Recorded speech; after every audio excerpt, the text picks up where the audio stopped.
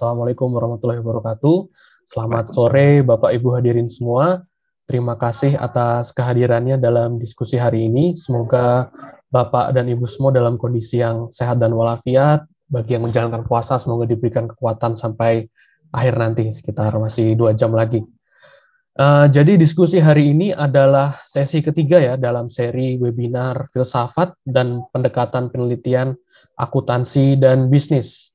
Jadi seperti yang kita ketahui minggu lalu kita sudah membahas mengenai salah satu pendekatan penelitian akuntansi dan bisnis yang paling mainstream, yang paling sering digunakan oleh peneliti di bidang akuntansi dan bisnis, yaitu positivisme. Nah, kalau untuk hari ini kita akan membahas tentang pendekatan penelitian yang memang tidak se-mainstream positivisme, tapi sudah mulai cukup banyak digunakan oleh peneliti pada bidang akuntansi dan bisnis, yaitu interpretivisme. Jadi pada hari ini secara garis besar kita akan membahas tentang apa itu interpretivisme, dan juga bagaimana kita menggunakan pendekatan interpretivisme dalam kita merancang dan menjalankan penelitian di bidang akuntansi dan bisnis. Ya, berkaitan dengan hal tersebut, saya akan memperkenalkan materi pada hari ini. Pemateri pada hari ini yaitu Ibu Dian Kartika Rahajeng, SEMSC PhD. Jadi beliau adalah dosen akuntansi FEB UGM dan beliau menempuh strata 1 di FEB UGM, strata 2 di University of Durham dan strata 3 di University of Essex. Selain menjadi dosen FEB UGM, beliau juga saat ini menjabat sebagai Kepala Laboratorium Departemen Akuntansi Fakultas Ekonomi dan Bisnis Universitas Gadjah Mada. Baik, tanpa menunggu lama lagi, saya persilahkan kepada Ibu Ajeng untuk memberikan pemaparan materinya mengenai pendekatan interpretivisme. Bu Ajeng, waktu dan tempat saya persilahkan. Matur nuwun sangat, Mas Ahmad. Suara saya terdengar baik ya, Mas Ahmad ya? Baik, terima kasih. Apa kabar, Mas Ahmad? Alhamdulillah, baik, Bu. Matur nuwun sangat, dan semoga juga sehat ya, Mas Ahmad, keluarga, dan juga Bapak Ibu sekalian, Mas Devan juga. Selamat sore Bapak Ibu sekalian, Assalamualaikum warahmatullahi wabarakatuh. Matur nuwun sangat sudah bergabung di acara webinar seri 3 kali ini ya, filsafat dan pendekatan penelitian akuntansi dan bisnis ya, dan saya akan membahas kurang lebih terkait pendekatan interpretivisme. Tapi memang ini Bapak Ibu, mohon izin menjadikan media webinar ini adalah forum diskusi kita. Jadi sekali lagi saya patut menyampaikan bahwa saya hanya meneruskan ya ilmu yang sempat saya terima.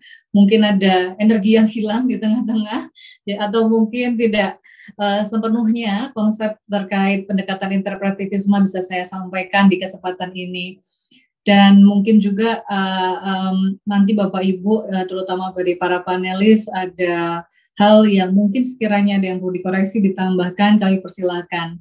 Dan juga nanti Bapak Ibu, para peserta, baik yang hadir di tautan ini maupun yang menyimak secara langsung dari kanal YouTube FEB UGM, kami juga akan persilahkan sama-sama berdiskusi, kita sama-sama mengenali gitu kan, karena saya pribadi mengenal paradigma atau pendekatan interpretivisme ini juga baru saja itu ya, baru saja kemarin pas doktor. Sebelumnya saya patut sapa juga Bapak Ibu dosen dan guru saya yang ada di CD, baik yang menyimak langsung dari kanal Zoom dan juga menyimak secara live lewat streaming kanal FEB UGM, baik dosen dan guru saya selalu menjadi teladan kami semua yang telah memberikan ilmunya, dan coba kami akan ikuti teladan beliau semua. Mohon maaf tidak bisa kami sebutkan satu persatu. Mungkin nanti kami ingin berbagi di media ini, semoga juga Bapak Ibu bisa memberikan tambahan pemantik pemikiran ya, dan semoga kita semua dapat memberikan manfaat. Jadi matur nuwun sangat sudah mendidik dan memberi teladan kepada kami ya, Bapak Ibu dosen maupun seluruh pendidik yang ada di universitas dan sekolah di Indonesia. Baik, ini Mas Ahmad tadi sempat menyinggung tentang paradigma positivisme ini ya, yang kemarin sudah sempat dipaparkan oleh Ibu Hekon ya, dan sebelumnya dengan sangat baik dikenalkan oleh Pak Fogi Gautama Buana Putra ya, tentang paradigma yang kita patut kenali. Mohon izin saya ingin berbagi tayangan. Perkenalkan lagi, nama saya Ajeng. Tadi sudah sangat dengan sederhana dikenalkan oleh Mas Ahmad. Loh. Ada satu hal yang perlu saya tambahkan. Loh. Mas Ahmad, S2 saya kan di Durham. Nah, itu bacanya Durham, Mas. Kalau Durham, ini kayak setiap saat saya harus ngoreksi ini ya. Saya minta maaf sekali ini, Bu. Enggak masalah, enggak, maksudnya bercanda, Mas, gitu ya. Jadi, kita suka bercanda-bercanda gitu kan. Bacanya gimana ini? Durham University ya, di Inggris. Ini nggak tahu nih, semoga Mas Ahmad bisa segera menyusul ya untuk kuliah S3 gitu kan. Tapi pertanyaan saya, yakin Mas gitu ya? Harus yakin ya Mas ya. Bismillah, semangat. Harus semangat. Semoga ya kita semua bisa mendapat menyampaikan yang terbaik gitu ya. Jadi S2 saya di Inggris ya, di Durham University gitu ya. Islamic Finance ya, subjek saya. S3 saya di University of Essex, Colchester di Inggris juga. Nah, ini satu alumni dengan Pak Fogi gitu ya. Jadi Pak Fogi satu guru satu ilmu, tolong saling membantu Pak. Jadi ini mungkin sangat Bapak Ibu semua yang di sini juga ini satu guru satu ilmu ya. Para sudah dididik dengan baik oleh Bapak Ibu teladan kita di FEB UGM dan di Indonesia juga. Kami ingin sedikit bagikan ya terkait paradigma interpretivisme ini yang juga berkaitan dengan riset S3 saya ya. Nanti akan kurang lebih saya share pengalaman selama menentukan arah hidup, arah penelitian saya mau dibawa kemana gitu ya Mas Ahmad. Jadi ini kayaknya kita temanya ngabuburit ya Mas ya. Iya, Bu, ngabuburit sangat berfaedah ini. Interpretivisme bersama Mas Ahmad Faizal Asmi. Luar biasa ini Bapak Ibu sekalian, ngabuburit yang sangat berfaedah, tidak unfaedah. Anyway, di sini saya juga akan berbagi terkait topik S3 yang sangat mengacu pada paradigma interpretivisme. Dan nanti akan saya sampaikan detail gitu ya, apa saja sih yang saya lakukan selama S3 kemarin gitu kan. Dilema apa yang terjadi. Baik, saya ingin juga mengingatkan nih sebelum kita ngobrol-ngobrol lebih jauh nih, mungkin dari Pak Fogi kemarin ada sedikit take away gitu ya yang saya mau sampaikan kembali gitu ya. Tentang konsep dasar ya, mengingatkan lagi tentu saja sebelum kita beranjak ke perspektif berikutnya adalah konsep dasar yang harus terus Bapak Ibu ingat gitu ya, dan mungkin menjadikan ya betul renungan gitu ya, menjadikan cara pandang gitu ya, menjadikan mungkin menjadi jawaban atau bisa menjadikan tambahan kebingungan gitu ya. Saya selalu bilang dengan saya telah sampaikan ke mahasiswa bimbingan saya ini ya, mau baik S1, S2 maupun S3 gitu ya. Saat Anda bingung, nah berarti Anda sudah di jalan yang tepat gitu ya. Jadi Mas Ahmad, jadi bingung nggak apa-apa Mas gitu ya. Bingung itu positif gitu ya. Karena apa? Berarti Anda akan membuka semua sense, semua radar tentang apa yang sebenarnya saya ingin tahu, yang saya belum tahu gitu. Karena yang paling ngeri adalah kita nggak tahu kalau kita nggak tahu. Yes. Jadi kita akan lebih baik kita ingin tahu apa yang kita nggak tahu. Wah ini memang ngabuburit versi agak berat gitu ya. Seberat beban hidup Allah gitu ya Mas Ahmad ya. Saya mohon izin Bapak Ibu, ini memang orangnya agak hore gitu ya. Jadi karena materinya cukup berat, jadi saya harapkan tidak mengurangi bobot materi ini, tapi tetap bisa diterima dengan ringan gitu ya. Paling tidak bisa nanti menjelang tidur terus ada hal yang kemudian, oh iya ya, ini sebenarnya yang ingin saya harus tahu. Jadi sebagaimana juga disampaikan kembali di paparan sebelumnya oleh Bu Hevon dan juga disampaikan oleh Pak Pogi gitu kan. Konsep dasar apa saja sih saat kita berbicara terkait filsafat dan pendekatan penelitian? Ya, tentu saja kita harus pahami sebuah filsafat, paradigma gitu ya, menjadi suatu cara pandang, gitu. Cara pandang memaknai suatu fenomena atau realita gitu. Jadi cara pandang ini bisa beragam gitu ya. Jadi fenomena itu memang ada ya di hadapan kita gitu kan. Tapi bagaimana kita melihatnya itu yang bisa dalam tanda kutip membuahkan sebuah definisi kebenaran berdasarkan cara pandang tertentu gitu ya. Nah, inilah yang kemudian menjadikan banyak perdebatan gitu kan. Oh, saya pakai kacamata ini positivisme gitu. Saya pakai kacamata interpretivisme gitu kan. Dan kemudian tidak berbeda bukan berarti masing-masing ada yang benar ada yang salah, tapi definisi cara pandangnya, bagaimana memaknai suatu fenomena atau realita itu yang utama. Jadi filsafat ini adalah memang bagaimana Bapak Ibu nggak hanya di penelitian akuntansi atau bisnis saja loh ya.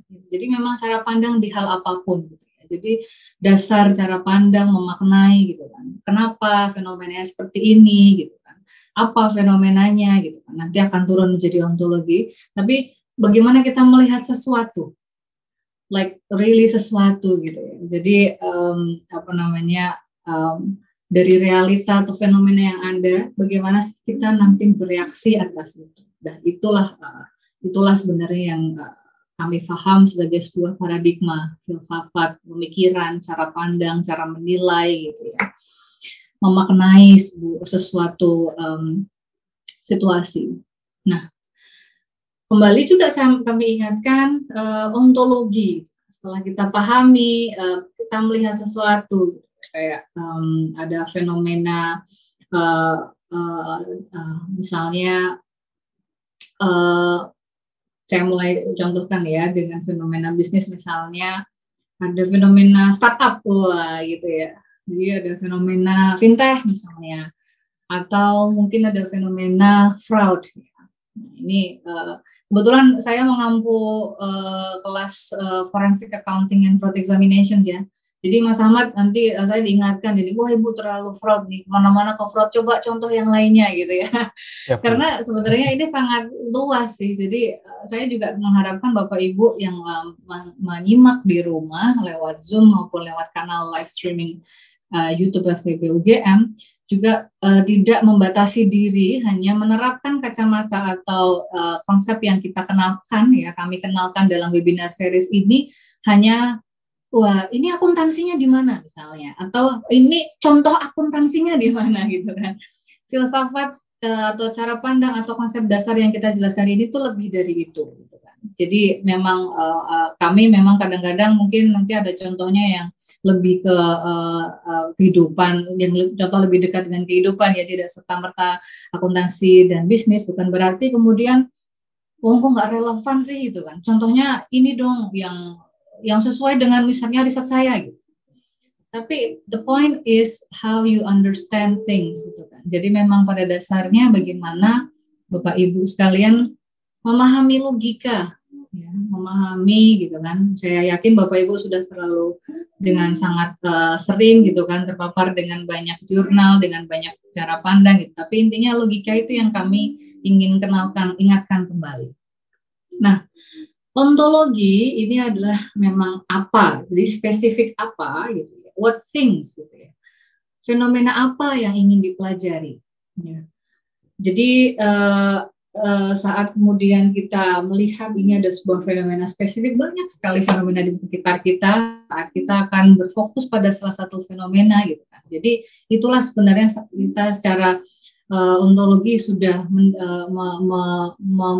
memilih frame atau memilih sebuah realita gitu ya untuk kita analisis, untuk kita ulas. Gitu. Nah, kalau kita turun lagi nih ke epistemologi.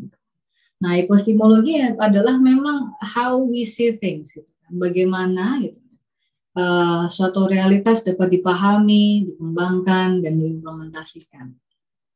Ya, jadi yang satu ini memang mengerucut gitu, Mas. Jadi piramidanya memang piramida terbalik ya. Sebagaimana kalau kita riset itu selalu juga misalnya menulis ya apapun itu ambillah dari cerita yang memang secara luas gitu ya. Karena memang kalau kita melihat kalau kita riset ya, misalnya penelitian itu tidak kemudian menjawab seluruh permasalahan yang ada di dunia. Jadi kalau misalnya iya ya berarti Anda kan ada potensi untuk menang Nobel gitu kan. Tapi maksud saya harus spesifik apa yang kemudian kita mau ulas, kita mau pelajari gitu. Dan kemudian tujuannya apa gitu. Turun ke aksiologi gitu ya. Turun ke bagaimana apa saja sih aksion itu kan nilai gitu ya. Teori tentang nilai manfaat apa sih yang akan edit values yang selalu ditanyain sama supervisor saya dulu. Edit values-nya apa, edit knowledge-nya apa, what for, what's the essence gitu kan. Kenapa kita capek-capek gitu kan untuk memahami sebuah fenomena, what's the relevance gitu kan. Mungkin relevansi itu juga akan berbeda antara satu orang dengan yang lainnya kan, tapi yang pasti purpose gitu ya, tujuan gitu kan, nilai. Jadi memang apa tujuan atau manfaat kita memperoleh pengetahuan terutama di fenomena ini, di realita ini. Baru akhirnya saat kita memahami tujuan kita, kontribusi mungkin nantinya, atau ini saya mencoba menyampaikannya dengan yang bahasa yang lebih lugas gitu. Jadi baru kita oke, gitu kan. Paling enggak I would like to do something, saya ingin memiliki tambahan nilai pengetahuan di sini gitu kan. Baru bagaimana cara saya untuk mengetahui itu? Baru kita lakukan pendekatan lebih mendalam tentang memilih metodologi yang tepat, pendekatan riset yang tepat. Metodologi nanti Bapak Ibu sekalian juga akan terpapar dengan metodologi dan methods, methodology and methods. What's the difference gitu ya? Kadang-kadang kita, metodologi itu sama aja kayak metode gitu ya. Bukan gitu. Memang ujungnya Bapak Ibu akan melihat, wah ini endingnya juga alat kok gitu kan. Sebentar, tunggu Esmeralda gitu ya. Sebentar Mas Ahmad gitu ya, tunggu Ferguson gitu. Jangan ujung-ujungnya gitu. Oke, nanti kalau ujung-ujungnya Bapak Ibu kehilangan dramanya gitu ya. Kalau kehilangan dramanya, kehilangan kenikmatan dalam meneliti. Semua ada logika berpikir dan runtutan penalaran gitu yang harus kita ikuti. Metodologi ini memang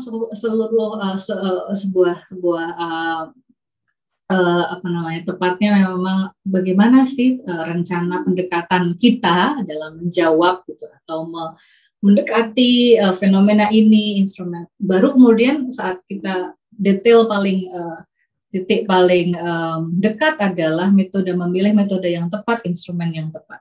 Tapi memang pendekatan riset itu sangat luas, mulai dari jelas menetapkan paradigma hingga menetapkan alat yang tepat gitu kan untuk menjelaskan suatu fenomena. Nah, jadi dari saya ini hanya mengulang kembali dari definisi filosofi, filsafat, paradigma, ontologi, epistemologi, aksiologi hingga metodologi dan metode gitu ya. Nah, Bapak Ibu sekalian, di sini kami ingin juga menyampaikan lagi bahwa memang asumsi dasar kita memang penelitian di bidang akuntansi, bisnis, ekonomi gitu ya, itu memang meminjam gitu ya kacamata ilmu sosial gitu ya. Jadi memang kita sering dihadapkan pada natural science versus social science gitu Bapak Ibu. Nah, terutama di pendekatan interpretivisme ini gitu kan, nanti kita akan diskusikan ternyata juga mengacu pada salah satu ilmu ya, memang karena ilmu interaksi antara manusia jadi akan berkait juga ada nilai sosiologi juga di sini.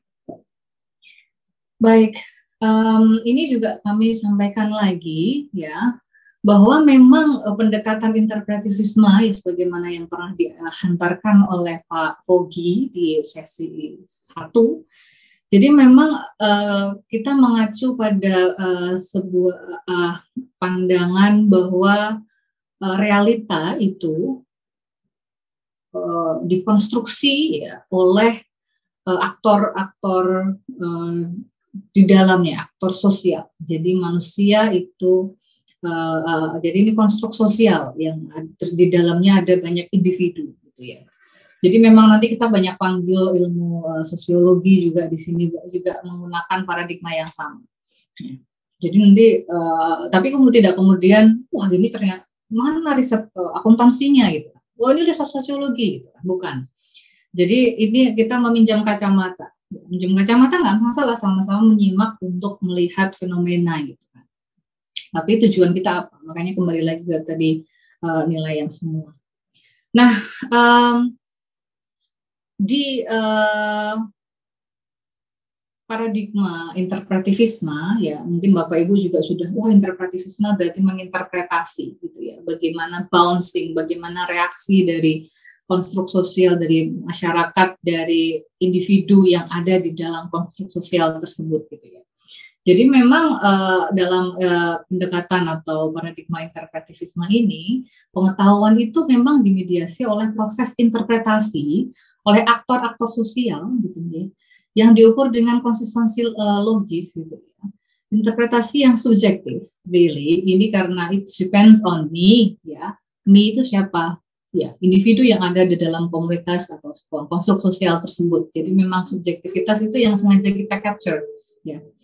Karena apa? Ya, karena fenomenanya tepat untuk saya melihat subjektivitas dari aktor ini. Gitu. Saya melihat fenomena misalnya kasus fraud gitu ya.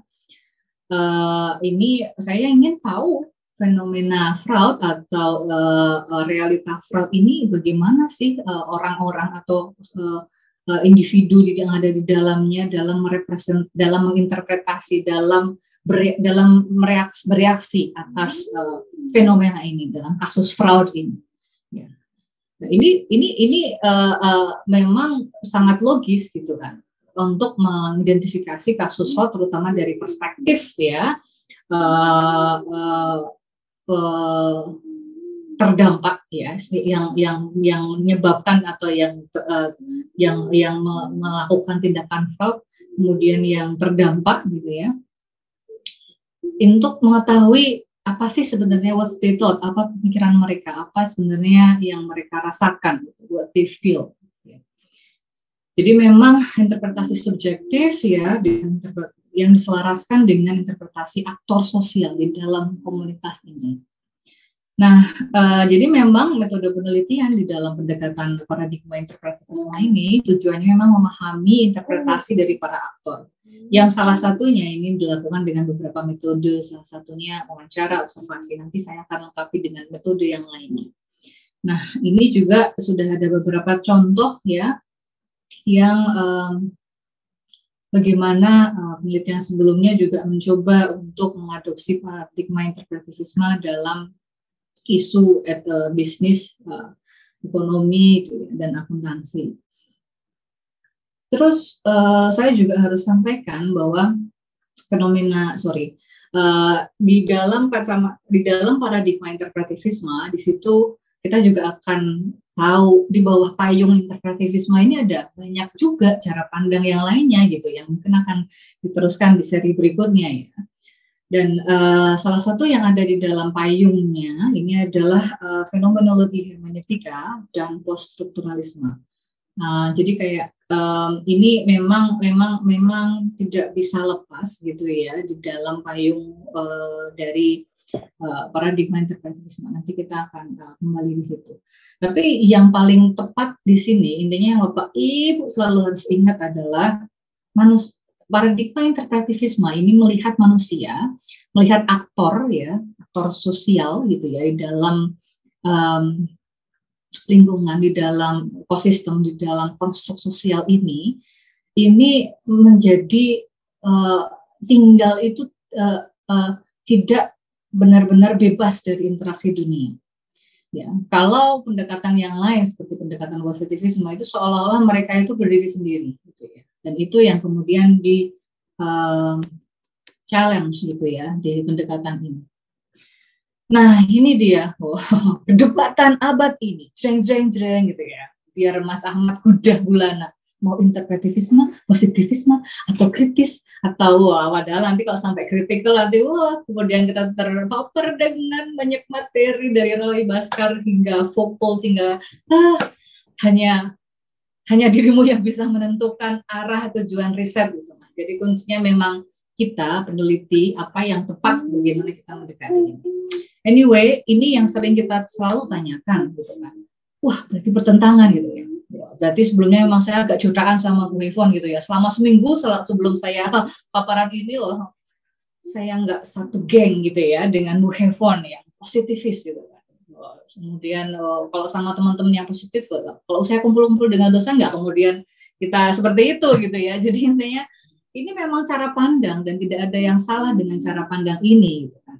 Ya ini memang sangat tergantung dari fenomena itu, tergantung juga dari diri kita dan apa yang tepat gitu kan. Jadi nggak kemudian saya nggak ngobrol gitu ya dengan yang positivis, saya juga nggak pengen ngobrol dengan yang kritikal gitu. Tapi kita pahami dulu nih sebenarnya.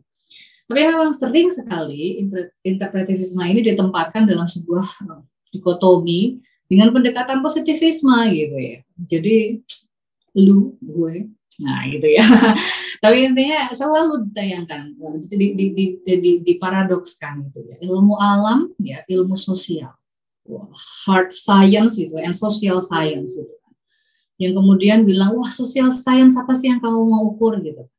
Kalau ilmu alam kan jelas ini ya, ada mungkin unsurnya gitu. Ada mungkin, jadi melihat variabel itu berdiri sendiri. Padahal di ilmu sosial itu kita melihat variabel kita melihat aktor di dalam realita tersebut saling berinteraksi. Jadi tidak bisa tidak berinteraksi. Nah, kemudian ada dikotomi yang lain adalah yang satu angka gitu ya, yang satu diskursus gitu, discourse gitu kan. Yang satu kemudian lebih bisa digeneralisasi gitu kan. Yang satu kemudian lebih berbasis pengalaman gitu ya, perspektif unik atau sering di beberapa literatur disebut sebagai situatedness gitu ya. Jadi mohon izin Bapak Ibu, saya bukan peminggris tentang S2 S3 saya di Inggris, enggak. Tujuan saya ingin mengenalkan jargon yang mungkin relevan untuk nanti menjadi string ya, menjadi alat kunci untuk keyword saat misalnya Bapak Ibu melakukan systematic literature review atau intinya saat membaca itu kan kita patut kenali juga gitu ya beberapa jargon yang memang muncul di dalam diskusi. Nah, jadi situatedness ini memang adalah suatu hubungan ketergantungan ya, atas makna gitu ya dan atau identitas pada konteks spesifik ya seperti sosiohistoris, geografis, gitu, budaya gitu. Hubungan sosial dan kekuasaan, gitu. Kerangka filosofis, ideologis, gitu. Ya, di mana berbagai aktor sosial ini secara dinamis itu selalu berinteraksi, gitu ya. Baik itu dia akan membangun, gitu ya, supporting, gitu kan, negotiating, gitu, atau mungkin challenging, gitu, atau mungkin memperebutkan juga, gitu, saling menantang. Gitu. Jadi memang tidak mudah nanti di dalam kita melihat fenomena ini ada beberapa hubungan yang memang akan terpengaruh, jadi saling berinteraksi itu tadi. Nah, sebenarnya perang paradigma ini gitu ya, sependek yang saya tahu ya beberapa literatur menyampaikan ini muncul di tahun 1980-an gitu ya. Jadi di mana positivis gitu ya, dalam tanda kutip penganut positivisme gitu kan. Ini ada pergerakan menolak positivis gitu kan dan quantitative approach gitu ya. Dan pendekatan kualitatif oleh para penganut post-positivis dan konstruksionis gitu ya. Jadi mereka ingin bahwa harusnya dikenalkan pendekatan yang lebih natural, lebih dekat ke kenyataan yang ada gitu ya, yang memang sama validnya gitu ya dengan studi empiris yang sebagaimana sering dilakukan oleh penganut positivisme. Jadi do not gitu, jangan lepaskan gitu ya. Jadi jangan melepaskan manusia dan nilai yang ada manusia dalam sebuah realita. Jangan melepaskan aktor dan nilai yang embedded, yang situatedness, yang akan mempengaruhi aktor tersebut dan akan mempengaruhi tindakan aktor tersebut. Tindakan ya mungkin kalau dikembalikan mungkin berbagai macam ya putusan ekonomi, bisnis gitu ya, atau mungkin aktivitas akuntansi. Intinya kita harus kembalikan gitu, rehumanisasi, ya, menolak gitu. Tadinya dehumanisasi ini terpisah, ini unit yang terpisah gitu. Tapi penganut positivisme ini mengatakan no, manusia itu ya menjadi aktor sentral gitu ya dalam pengembangan ilmu pengetahuan. Jadi itu harus dipertimbangkan value mereka gitu ya, opini mereka, perspektif mereka, how they perceive things, persepsi. Nah, itulah kadang-kadang gitu ya perdebatan itu mulai wah ini nggak bisa nih dilepaskan dari konstruk sosial. Maksudnya bilang oh tidak, kita kan hanya melihat unit tertentu gitu misalnya. Kita melihat elemen tertentu. Nah,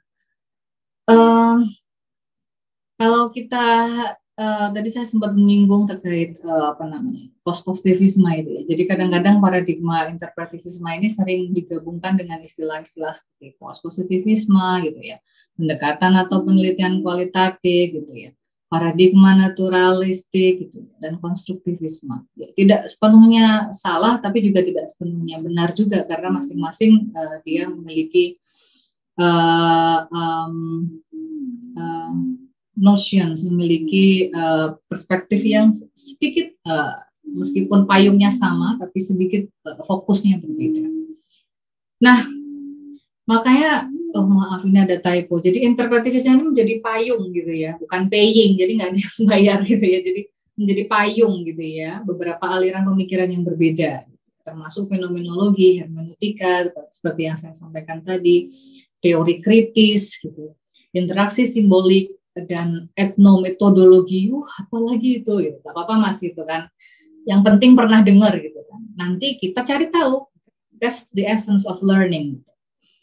Dan teori feminisme gitu ya, feminisme di akhir hingga gitu, interaksi simbolik dan etnometodologi termasuk pragmatisme gitu ya, yang baru muncul di akhir abad 19, di awal abad 20, dan teori feminisme. Jadi memang ini memang payung yang sangat luas gitu ya, yang kemudian bisa menangkap, menjelaskan, memandang, melihat fenomena yang ada di dalam konstruk sosial gitu ya, di dalam realita gitu kan, karena luas sekali. Nah, makanya mengingat luasnya kategorisasi ini sebenarnya dapat membingungkan kalau misalnya gitu ya di dalam penelitian gitu ya, kadang-kadang kita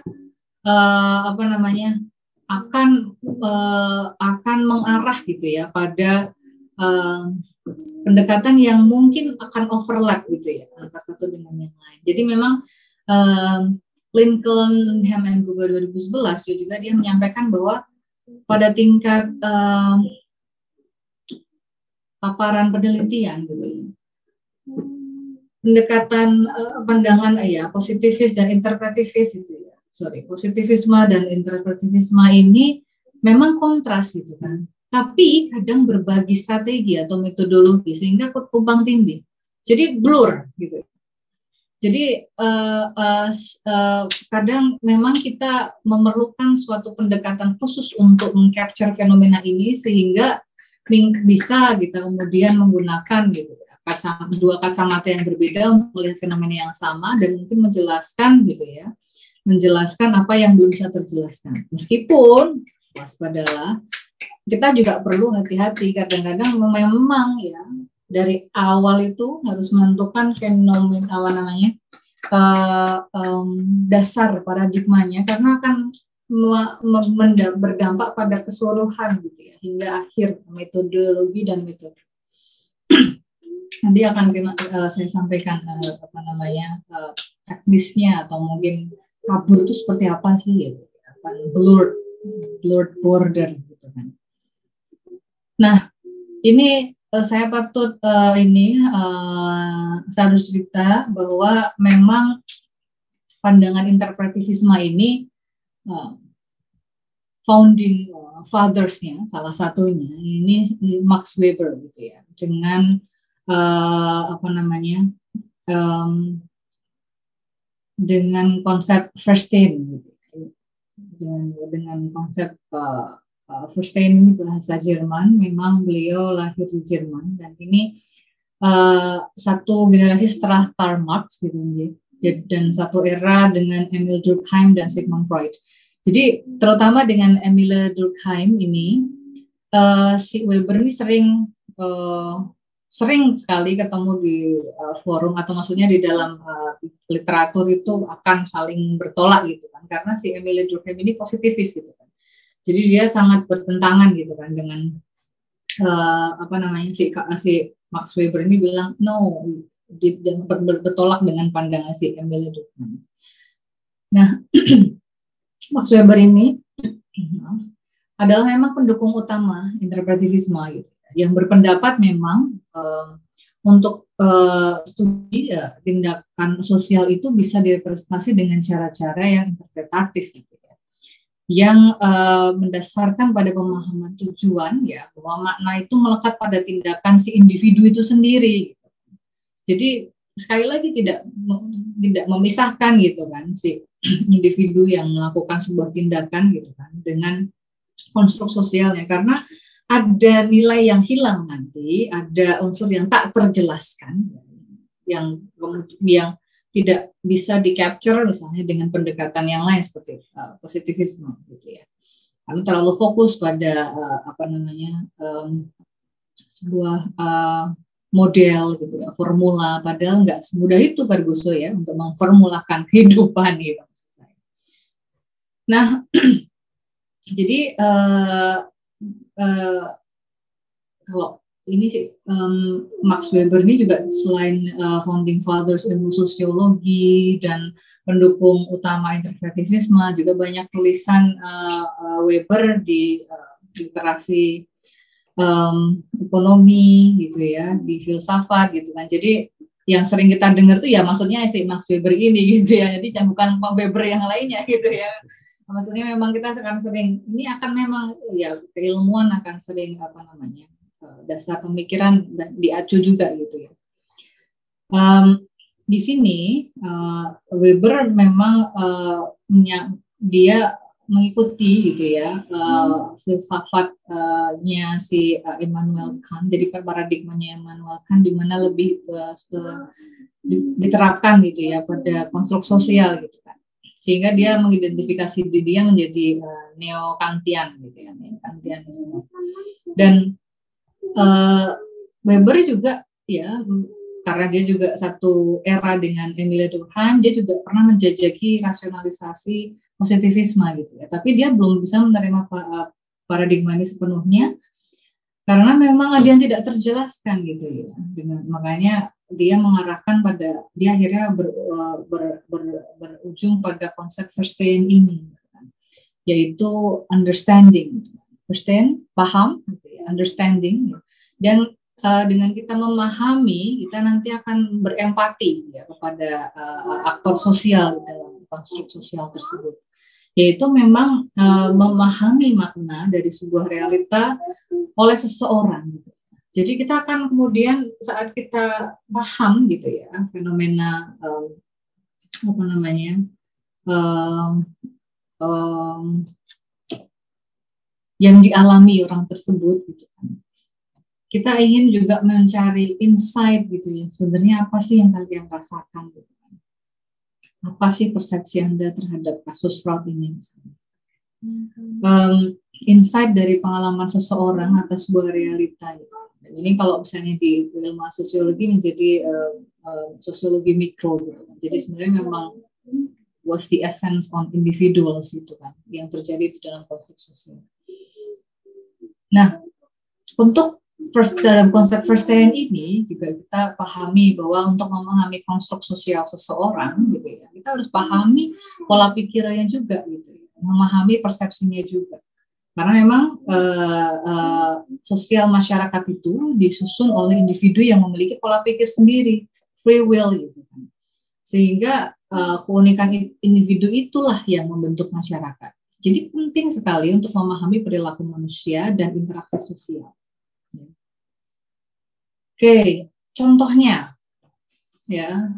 Jadi saya riset S3 saya terkait fraud di BMT ya. BMT Baitul Mal wa Tamwil gitu ya. Jadi yang kita kenal mungkin sebagai koperasi syariah. Jadi fenomena yang saya mau tangkap ini adalah pertama adalah fenomena bahwa BMT ini ya menjadi sebuah konstruk sosial yang sedang berkembang di dalam masyarakat dan berkembang itu sangat pesat gitu kan. Nah di saat yang sama gitu ya terdapat penyelewengan, terdapat fraud. Gitu. Kalau kita melihat definisi fraud ini, fraud itu terjadi karena ada conflicting values. Gitu. Adanya seseorang yang menyalahi kewenangan gitu ya, adanya seseorang yang lebih memilih untuk memperkaya diri misalnya atau kelompoknya gitu ya, jadi memilih value ekonomi gitu ya di antara value-value yang lainnya yang kita temukan di dalam wadah BMT ini. Jadi saya fokus pada fraud di BMT di Indonesia. Nah, yang saya lakukan adalah, ini sebenarnya saya juga agak saya juga mau sharing nih Mas Ahmad. Saya dulu S2 saya, ya S1, S2 itu kan penelitian saya kuantitatif, murni kuantitatif. Jadi positivis ini, jadi mantan positivis ya enggak sih, masih tetap kita panggil juga gitu ya.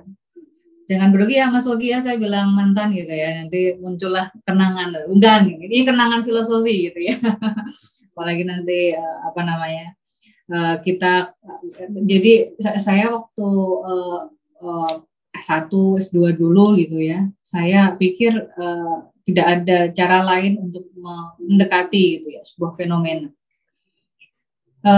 Semuanya dalam tanda kutip harus dikuantifikasikan, harus diangkakan.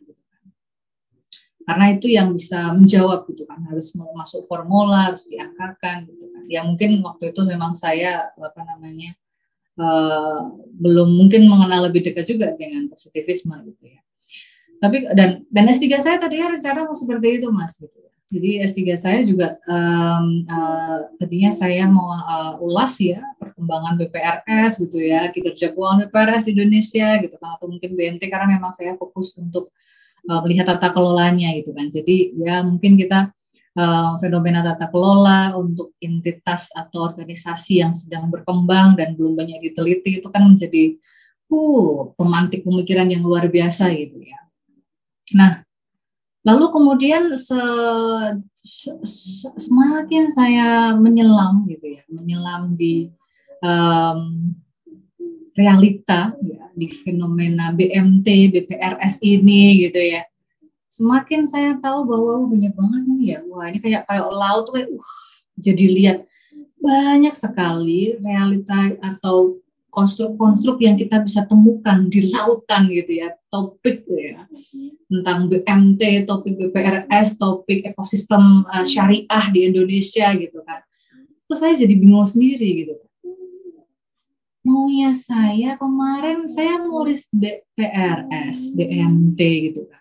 Tapi ini juga seru nih gitu kan. Wah, BMT juga seru nih Mas Ahmad. Saya terus kemudian mencoba mau masukkannya gitu kan. Dalam satu piring gitu kan. BMT, BPRS.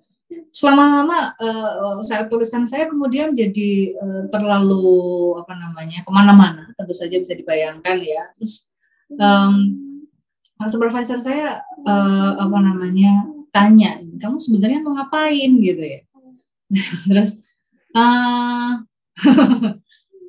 moment of truth gitu ya.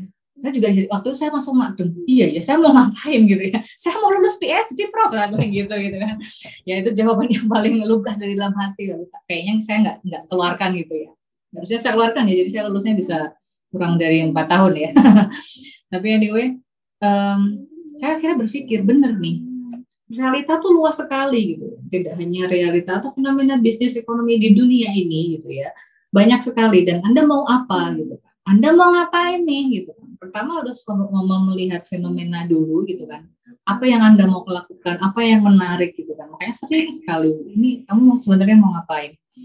Nah terus akhirnya saya merucut lagi gitu kan, dan akhirnya sampai titik di mana ada fraud di BMT gitu ya, ada fraud di lembaga berbasis nilai yang nilainya nilai mulia gitu ya, jadi nilai apa namanya etika gitu ya, nilai syariah ya, yang juga sejalan juga dengan nilai etika yang bersifat universal juga lah. Ini di lembaga yang seharusnya menganut gitu ya, menjunjung tinggi nilai ini gitu kan, karena orang-orang pada percaya pakai ini gitu kan, ini menjadi jawaban gitu kan. Ternyata fraud, dan fraudnya nggak main-main mas, nggak main-main, ini fraudnya luar biasa.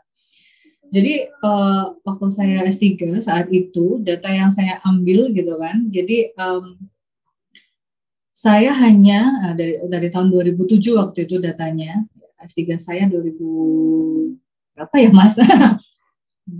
Berapa ya? Ya seangkatan sama Mas Sogi lah. Saya berasa muda gitu ya. Mas Sogi nggak terima gitu. Dari itu saya ambil data ya waktu itu 2013-2014 ya. Saya lulus 2018. Intinya dari tahun 2007 sampai detik saya mau menyelam gitu, berenang gitu kan, hanya dengan 11 dengan mengacu pada 11 expose media terhadap kasus fraud BMT di Indonesia, kerugiannya sudah lebih dari gitu ya, 11 triliun. Kalau 11 triliun itu orang triliun itu, kalau triliun itu segede apa sih gitu kan? Triliun temannya miliar ya, kayak apa sih? Kalau pengen tahu damage-nya ya, dengan hanya 11 kasus ya yang diungkap, saya yakin nggak yang diungkap nggak, yang tidak terungkap lebih banyak lagi. Itu kerugiannya itu 20 kita setiap hari fraud cost-nya adalah 20.000 rupiah per detik per hari hilang. Itu kan makdeng banget saya. Wah, ini nih yang mau saya cari. Ini the actual fenomena. Ini adalah ini yang membuat words gitu ya. Ini yang membuat tujuan tadi. Saya terjawab gitu ya. Aksion saya terjawab gitu ya. Saya mau ngapain? Added value saya apa? Added knowledge saya akan seperti apa atas fenomena ini gitu. Terus kemudian saya tulis lagi, kemudian saya ingin mendata dan mencoba mendekatkan ke apa namanya, masih pakai kacamata positivisme mas gitu ya. Jadi saya masih kemudian mendata fraud gitu kan, datanya nggak ada gitu ya, cuma 11. Data BMT, apalagi gitu kan. Wah, terus saya kemudian coba untuk feeling it gitu ya, mencoba matching gitu kan, sampai akhirnya nggak bunyi gitu ya. Dan akhirnya dengan supervisornya saya nanya lagi, kamu tuh sebenarnya mau ngapain sih gitu kan. Jadi mungkin supervisor udah deg gitu ya mas saya ya. Kamu sebenarnya mau ngapain? Nah, saat kamu ingin mengeksplorasi tentang fraud, bukankah kamu sebenarnya pengen tahu apa yang sebenarnya terjadi? Dan saat kamu pengen tahu apa yang sudah terjadi, bukannya lebih baik kamu tanya dengan orang-orang atau individu yang ada di dalamnya gitu kan. Bukannya kamu akan lebih baik untuk bertanya kenapa, paling enggak itu dulu terjawab, why. Nah, sehingga salah satu sehingga ya saya hold dulu di situ, sehingga waktu itu saya ini ya mikir, oke, akhirnya saya ingin tahu ya perspektif stakeholder ya terhadap fraud yang mereka alami, fraud BNT di Indonesia. Nah, stakeholder ini adalah salah satu ya, ini beberapa teori yang saya tidak bisa sebutkan contoh yang lainnya, ya mungkin Bapak Ibu yang lainnya bisa nanti sharing. Ini ada beberapa teori dalam paradigma interpretisme ya. Ada actor network theory gitu ya, ANT. Terus ada stakeholder theory gitu ya. Ada interpretivist grounded theory. Grounded theory itu sebenarnya bukan teori per se loh ya, tapi memang asal muasal dari pemikiran ya. Nanti kita bisa satu seri sendiri di sini. Terus makanya harus spesifik interpretivist grounded theory. Dan juga ada social theory, gitu ya. Nah, di sini saya akhirnya memutuskan nih pakai stakeholder theory ya, apart from gitu ya. Terlepas dari diskusi bahwa stakeholder theory itu bukan teori, itu model gitu kan. Nanti kita nggak akan bahas di situ karena pasti setiap teori akan ada perdebatannya. Nah, jadi di dalam stakeholder theory ini akan saya gunakan untuk menjelaskan fenomena itu tadi karena saya ingin tahu nih sebenarnya apa sih persepsi atau pandangan atau insight gitu ya. Insight dari para yang terdampak gitu ya, atau intinya yang terdampak dalam kasus fraud ini. Nah, kalau saya mendekati fenomena ini berarti Mas, stakeholder theory ini menjadi tepat gitu ya, karena saya peneliti intinya harus mengcapture semua fenomena gitu kan, semua persepsi gitu ya yang ada di dalam konstruk sosial tersebut. Jadi aktor ini, aktor A, aktor B, aktor C dia akan memiliki perspektif yang berbeda-beda. Nah, tantangannya di dalam interpretivisme, kalau miss saja, enggak di dalam konstruk ini Anda mendefinisikan ada beberapa aktor gitu ya, A, B, C, D, E gitu ya. Misalnya Anda hanya dalam tanda kutip mendekati A dan B saja tanpa C, D, E, berarti tidak lengkap gitu Mas. Maksud saya adalah itulah tantangannya. Kalau interpretatif harus mencari selengkap mungkin gitu, sebanyak mungkin gitu kan. Kalau nanti interview ya nanti ada interview tuh deadline-nya bukan deadline, pagunya memang sebanyak mungkin. Tapi memang intinya harus mendapatkan perspektif yang luas yang bisa menjelaskan fenomena dari berbagai sisi. Nah, itulah makanya dalam konstruk sosial itu, dalam interpretasi itu memang harus mendapatkan interpretasi dari keseluruhannya. Nah,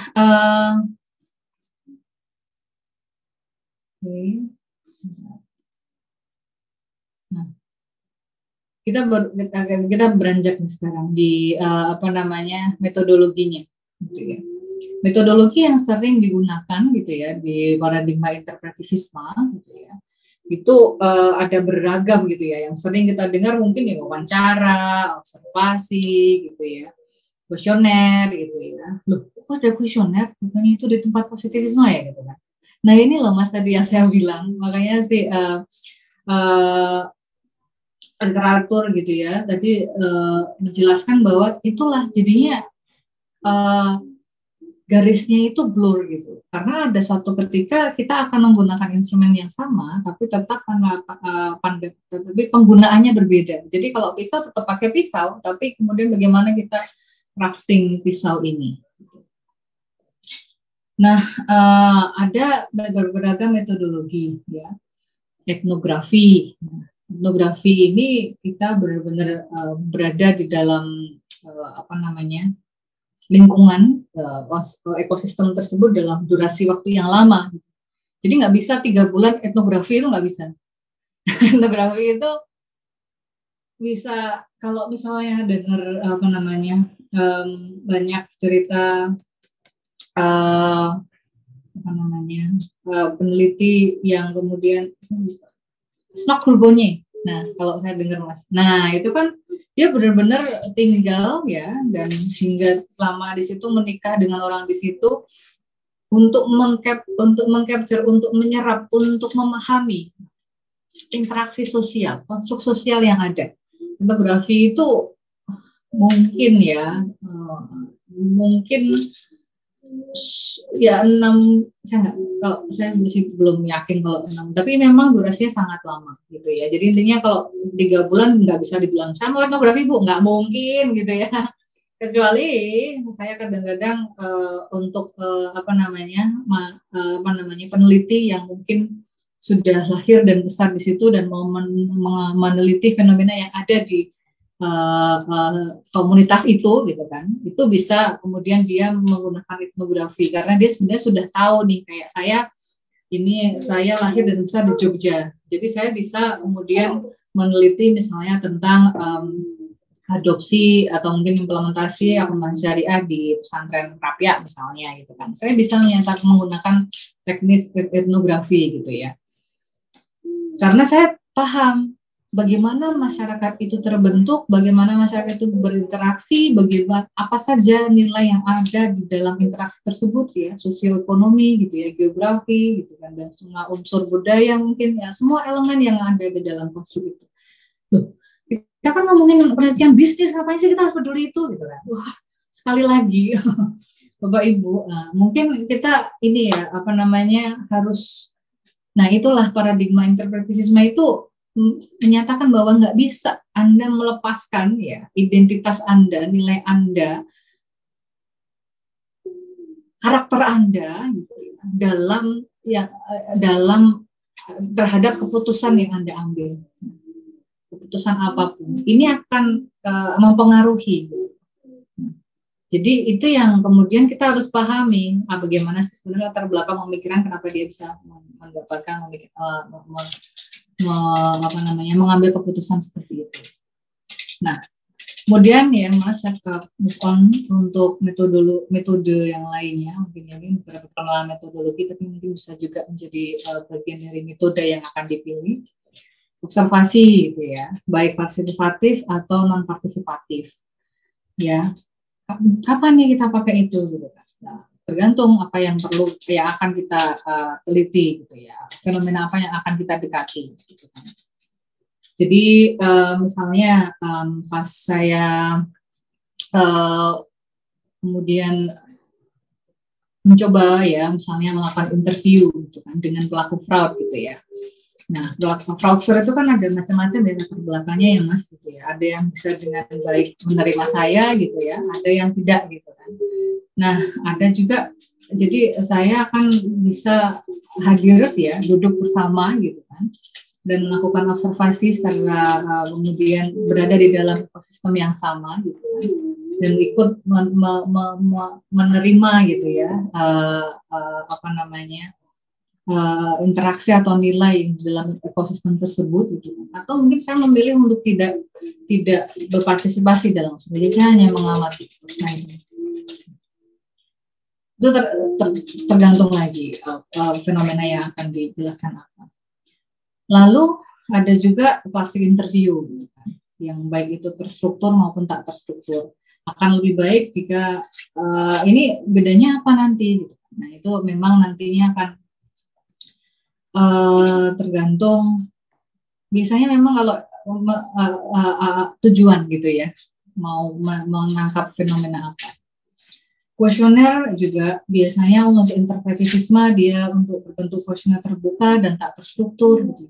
Dan juga ada pendekatan studi kasus, FGD, juga kita pakai documentary analysis loh. Jadi intinya ya memang mungkin sering mendengar juga Bapak Ibu sekalian, kalau penelitian kualitatif itu kemudian wah ini ngawang gitu kan. Enggak gitu kan. Nah, nanti saya jelaskan bagaimana kita menjaga validitas dan reliabilitas gitu ya, termasuk sumber gitu kan. Jadi sumber gitu kan untuk menjawab fenomena ini juga harus luas, nggak cuma bisa harap gitu ya, bergantung pada satu sumber saja, interview tok gitu kan, meskipun yang diinterview itu luas gitu kan. Tapi juga harus akan lebih baik juga dilengkapi dengan metode yang lainnya gitu kan, dan sumber secondary gitu ya, sekunder, misalnya arsip, artefak ya, materi visual gitu ya, teks atau mungkin pengalaman personal, testimonial gitu. Nah, saya masih punya waktu 5 menit ya kayaknya Mas ya. Sekitar 7 menit, nggak apa-apa. Oh, 7 menit. Siap. Wah, langsung cerita. Padahal sudah ping di sini ya, teman Bapak Ibu sekalian kayaknya udah ini ya, pengen membantah sepertinya. Ah, enggak, Bu Ajeng gitu ya. Bohong. Mampu sih enggak ya Bapak Ibu ya. Nah, ini Bapak Ibu, saya harus juga ceritakan ya keunggulan dan keterbatasan di pendekatan interpretivisme gitu ya. Nah, keunggulannya ya, karena pendekatan interpretivisme ini akan mengcapture, akan menangkap gitu ya, insight dari aktor dalam ekosistem tersebut gitu kan. Jadi validitas internalnya gitu ya lebih tinggi daripada positivis. Saya langsung tiarap dulu ini, teman positif langsung wah, berantem enggak ya. Jadi ini diskusi gitu ya. Jadi mungkin saya tidak sepenuhnya benar saja, tidak. Kemudian mungkin ada bantahan gitu ya di teman positif. Nah, tapi karena memang kita sudah di pendekatan interpretivisme, ini berarti sudah mulai tadi misalnya di contoh riset fraud saya gitu ya. Karena memang saya fokus pada persepsi gitu ya, persepsi stakeholders, Mas. Nah, saya tuh persepsi stakeholder, saya harus definisikan dulu karena tadi saya memastikan saya ini nggak ngarang gitu ya, nggak out of thin air. Wah, kalau fraud ya paling gitu-gitu aja gitu ya. Paling kalau nggak greedy nanti orang-orangnya mungkin ya. Nah, kan kita nggak bisa kemudian hanya seperti itu gitu kan. Kita harus benar-benar membuktikan gitu, mencari data, menanyakan gitu kan. Untuk mendapatkan insight itu saya harus pastikan saya pertama bertanya pada orang yang sesuai gitu ya, yang bisa merepresentasi konstruk sosial yang ada, dan saya juga memastikan saya sudah bertanya pada seluruh aktor yang ada di dalam konstruk tersebut gitu ya.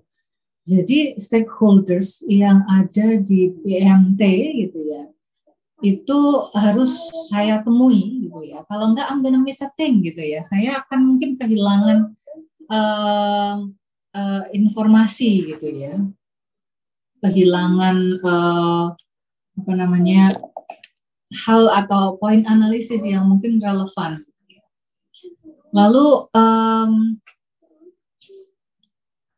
saya juga akhirnya kalau saya ingin mengcapture fenomena fraud ini, berarti stakeholder siapa saja yang harus saya wawancara gitu kan. Dan saya mikir wah ini harus semuanya. Tapi saya kembalikan lagi, stakeholder itu siapa sih gitu kan? Karena ini Mas, ini guyonan aja nih ya, buatnya ya maksudnya saya sering coba tanya di kelas saya gitu kan, sesuai gitu kan. Tahu nggak sih stakeholder itu siapa gitu?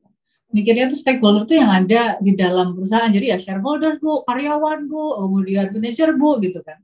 Tapi kadang-kadang kita lupa bahwa stakeholder itu benar-benar semuanya yang di dalam ekosistem itu gitu ya. Jadi ada ada berbagai macam definisi stakeholders yang kita bisa ikuti gitu kan. Tapi pada dasarnya pertama saya harus define saya pakai definisi yang mana gitu kan. Kemudian saya pastikan saya sudah mengcover semua potensi aktor yang harus saya amati gitu ya. Supaya itu tadi hasil penelitian saya itu valid gitu ya. Akhirnya saya kemudian interview ya, mulai dari karyawan ya. Jadi di internal organisasi dan eksternal organisasi gitu ya. Dan kemudian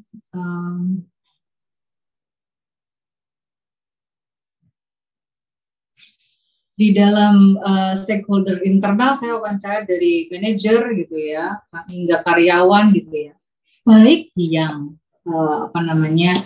terdampak ya secara langsung ataupun tak langsung gitu. Karena ternyata wah ini untungnya saya nanya semua jajaran lini manajer gitu ya.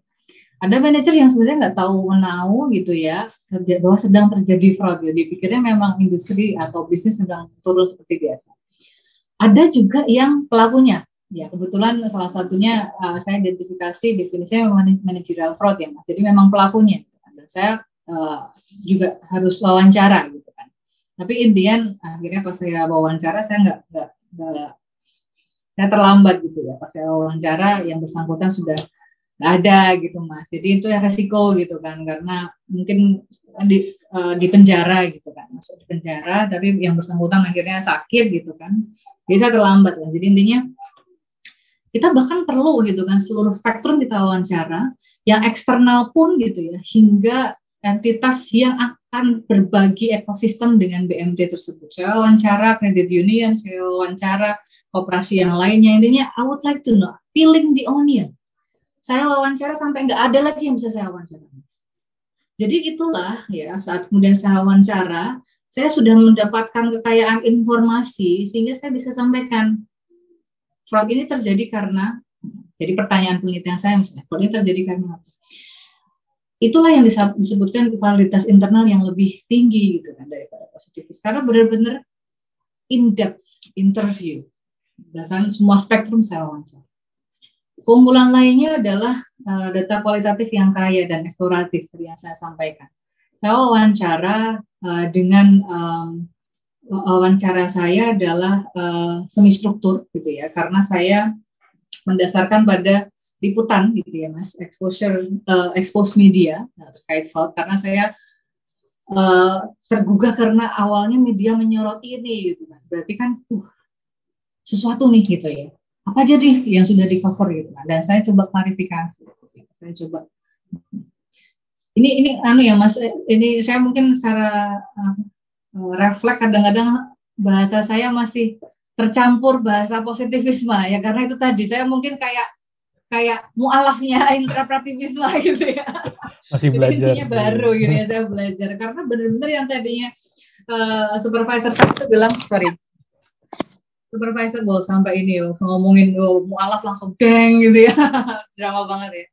Jadi sampai profesor saya tuh bilang nggak bisa ini kamu coba paksakan dengan pandangan positivisme.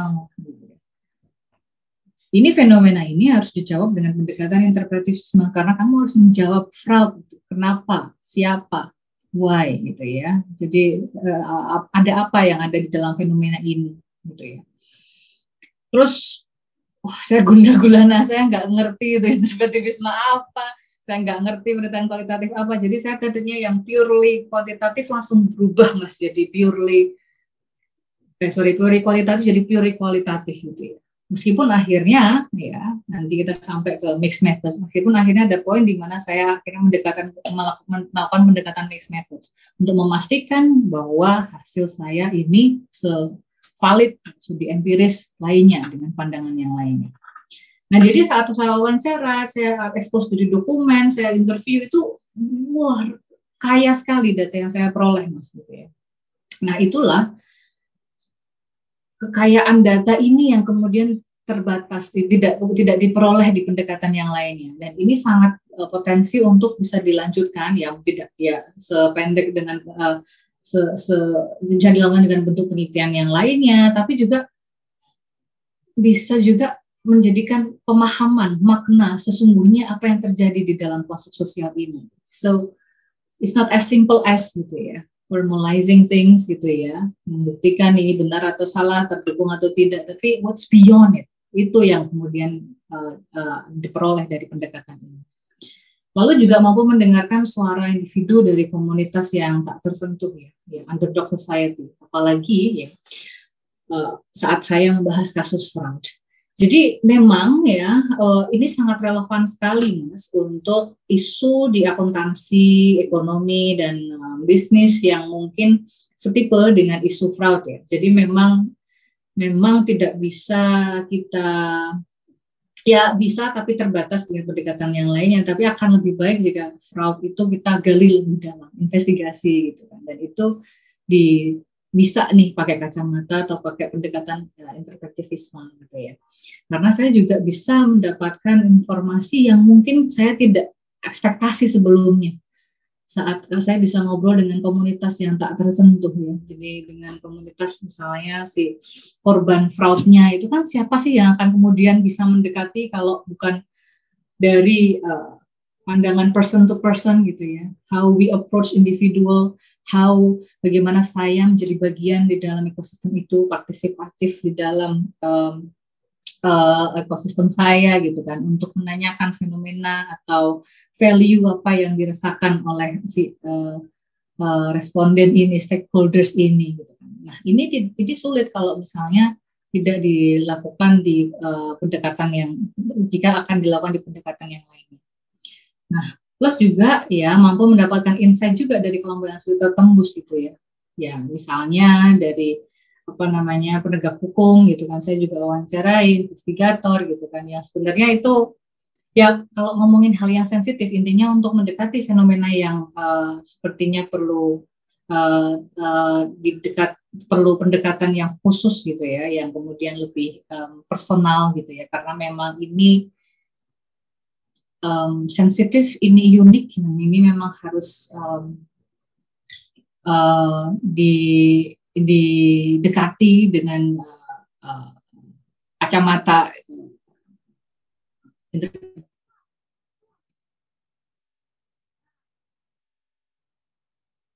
nah, ini terbatasan mas, betul banget ya. Dari awal kami menyampaikan gitu ya, kita langsung muncul, wah ada replikasinya jelas akan sulit ini dilakukan gitu ya. Dan mungkin saat mencoba mereplikasi ya, kemudian di tengah jalan misalnya Mas Ahmad akan mencoba mereplikasi penelitian saya, itu akan mungkin kehilangan reliabilitas dari penelitian sebelumnya karena sense-nya akan berbeda ya. Tentu saja yang meskipun yang diwawancarai sama atau konstruk sosialnya sama, tapi memang pandangannya juga akan berbeda gitu ya. Karena ini bouncing ya, values antara researcher ya dan individu di dalam konstruk tersebut. Sehingga memang ya adanya bias peneliti. Kurang objektif. Wah berarti lemah ini, nggak usah pakai lo, nggak gitu ya. Maksudnya gini, memang itu yang sebenarnya mau saya capture gitu, subjektivisme. Jadi memang persepsi dari masing-masing individu, what they thought of this phenomenon gitu ya. Apa yang mereka pikir dari ini? Apa sebenarnya yang bisa saya peroleh, masukan apa gitu ya, mungkin ya technically, kemudian saran apa gitu kan yang bisa kemudian kita peroleh untuk menjadikan fenomena ini misalnya lebih baik lagi atau mungkin masalahnya diselesaikan. Bisa jadi ingat Mas, ada ini kan kemarin kami masih bahas kasus Garuda Indonesia ya terkait implementasi PSAK 23 waktu itu, kasus yang financial statement fraud. Di situ kan ada peran KAP juga kan gitu ya, KAP gitu kan. KAP-nya kan sudah memberikan WTP gitu kan. Loh ternyata fraud juga. Nah, di situ kan sebenarnya ada banyak fenomena yang kita bisa tangkap. Salah satunya HGN, ya tahu nggak Mas Ahmad HGN? Maksudnya adalah disitulah kita melihat bahwa ternyata ada interpretasi regulasi. Mohon koreksi Bapak Ibu sekalian, mungkin saya salah. Ada interpretasi regulasi yang dilakukan oleh KAP gitu ya, atau mungkin interpretasi yang dilakukan oleh Garuda Indonesia bahwa menurut mereka sudah menerapkan PSAK 23 meskipun seharusnya tidak demikian gitu. Nah itu kan kita kelihatan tuh, saya nggak bisa kemudian hanya mendata siapa yang menyalahi PSAK 23 gitu kan, saya tabulasi gitu kan, saya masukkan formula, tapi kan enggak. Kok bisa interpretasinya itu berbeda? Hingga akhirnya kan PSAK 23 disempurnakan dengan PSAK 72 ya kayaknya ya Mas ya. Jadi intinya memang akhirnya di sini ada multi interpretasi, ada loopholes ya, kalau di fraud berarti ada peluang melakukan fraud. Jadi intinya adalah ya memang subjektivitas itu yang kemudian kita tangkap, kita ketahui ada loopholes, dan kemudian nanti akan kita tahu bahwa ada ini gitu kan. Itu menjadi masukan juga, kontribusi nyata gitu ya. Bahwa memang paradigma ini, atau intinya kita bisa dekati dan juga ada manfaatnya. Nah, memang akhirnya bias peneliti ini, makanya kita harus antisipasi nih dengan triangulasi. Yang tadi saya bilang gitu ya, pasti nih Prof. Supriyono ini kalau lihat saya bersama Prof. Supriyono Muji, blue gitu ya, apa intinya validitas reliabilitas gitu ya, triangulasi, ada datanya mana. Nah, makanya intinya triangulasi harus dilakukan dari macam ada teknik itu harus dilakukan gitu ya. Dari triangulasi teknik, triangulasi sumber. Jadi jangan hanya satu wawancara aja gitu. Maksudnya hanya melakukan metode wawancara aja. Atau bahkan jangan hanya wawancara satu orang gitu loh ya. Oke, ini kualitatif, satu orang ini bisa merepresentasi kalau fenomenanya memang spesifik pada individu tersebut gitu ya, pada pelaku tersebut gitu. Tapi memang apalagi untuk penelitian S3 ya, gitu kan. Ya mungkin paling enggak 10 11 gitu. Saya dulu wawancara 38 Mas gitu ya. Harusnya intinya supervisor saya sampai wah this is more than enough. Di saat yang sama juga melengkapi dengan data dokumen yang lainnya seperti yang kita sudah sebutkan lagi tadi di metodologi. Nah, jadi peneliti memang ada potensi bias peneliti tapi harus melakukan yang terbaik untuk intinya memastikan bahwa hasilnya tetap valid gitu. Nah, keterbatasan berikutnya adalah mungkin dianggap ini paradigma interpretivisme ini kurang canggih, nggak secanggih yang lainnya gitu ya, yang gitu ya dengan model gitu kan. Enggak nih, saya mohon maaf, saya tidak ada maksud apapun ya, cuma menyampaikan saja memang kacamata itu tidak bisa dibandingkan. Bagaimana kita melihat sesuatu gitu. Bagaimana itu tergantung fenomena yang akan diteliti. Tidak ada yang benar, tidak ada yang salah, tapi apakah kita sudah memakai kacamata yang tepat. That's the point. Baik, mohon maaf Ibu Ajeng, ini sudah lewat 1 jam sudah lebih. Sudah selesai, terima kasih Mas Ahmad. Saya mohon maaf tadi penjelasan mixed method mungkin nanti bisa dijelaskan di pertanyaan ya Bu ya. Siap, terima kasih Bu Ajeng atas materinya. Ini membuka khazanah ya, terutama juga buat saya yang masih jamaah positivisme nih Bu. Ini saya mencoba untuk lebih ke jamaah moderat ya. Daripada jamaah Julidiah gitu ya. Jadi jangan suka julid gitu ya. Baik. Gitu. Okay. Baik, ini sudah banyak sekali Bu pertanyaan yang ditanyakan oleh partisipan. Saya coba tanyakan Ibu ya satu persatu. Ini pertama dari Ibu Yeni Kuntari ya, dosen di STIE Widya Manggala. Jadi tadi dijelaskan bahwa menurut Weber disebutkan bahwa realita dikonstruksi oleh seseorang atau individu. Namun Roberts dan Skepen mengatakan bahwa realitas terbentuk dari interaksi individu dengan lingkungannya. Keduanya saling berinteraksi membentuk realitas sosial. Nah, oleh karena itu terkait dengan data penelitian, sebaiknya kita memilih yang mana ya, Bu? Gitu. Oke. Ya.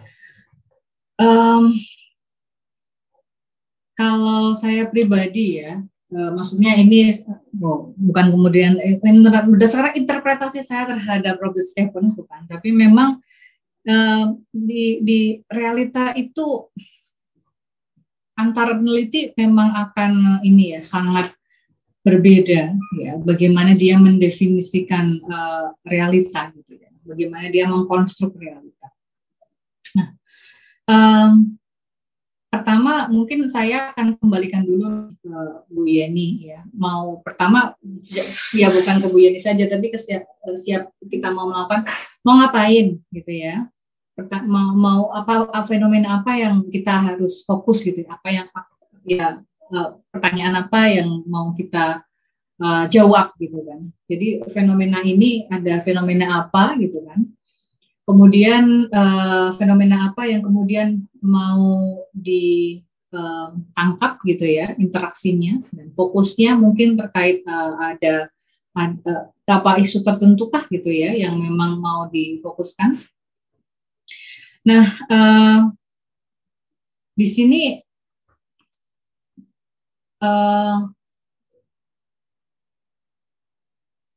jika sudah jelas mau ngapain gitu kan. Nah, di dalam paradigma interpretivisme tadi yang saya sampaikan, akan lebih baik jika kita ya, memilih untuk intinya menimbang gitu kan seluruh konsep yang ada.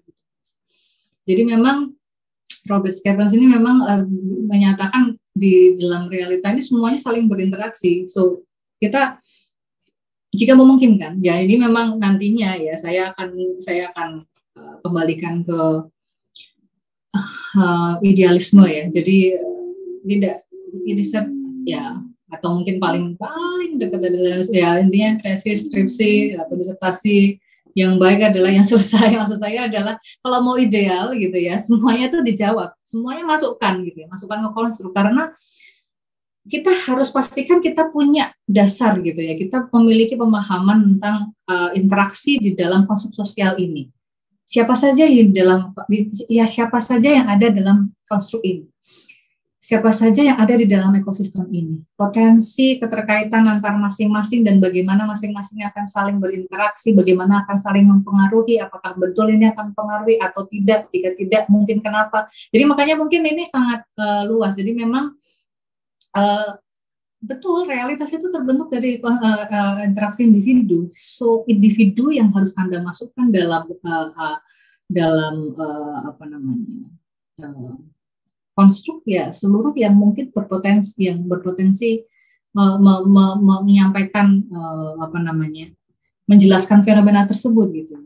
Jadi saya kurang tahu pokoknya sudah menjawab, tapi memang harus kembalikan ke Anda mau ngapain dulu gitu ya. Apa yang mau dilihat, masalah apa yang mau dijawab, time frame apa yang mau Anda pakai gitu ya. Dan dari konstruk ini Anda harus batasi juga gitu kan, keterbatasan nantinya juga intinya tidak semuanya bisa Anda capture, tapi Anda harus make it the most untuk memastikan argumen Anda nantinya itu harus valid karena sudah men-capture seluruh ya, aspek yang ada di dalam ekosistem ini. Gitu Mas Ahmad. Oke, baik. Terima kasih Bu Ajeng atas jawabannya.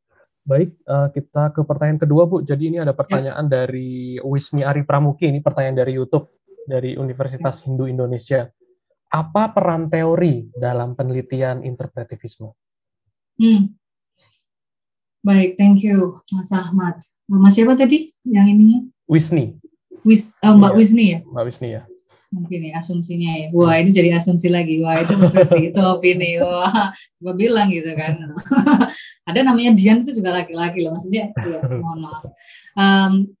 Tidak hanya paradigma interpretivisme, teori itu penting bingit gitu ya. Ya tapi kemudian kalau teman-teman S1 gitu kan, kadang-kadang ya misalnya ditanyain teorinya enggak gitu kan.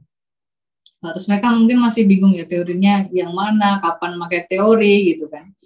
Kemudian, tapi pada dasarnya teori ini kayak bagaimana nantinya kita akan menjelaskan fenomena yang terjadi gitu Mas. Jadi jadi kalau kita pakai teori ini kayak mungkin bisa saya juga pakai analogi yang sama ya, kayak kacamata gitu. Jadi misalnya contoh teori tata kelola gitu. Ya mungkin saya tahunya cuma tata kelola ya Mas ya. Jangan tanya yang lainnya Mas, nanti saya bingung jawabnya. Mungkin nanti dibantu oleh panelis yang lainnya dari jurusan yang lainnya gitu kan.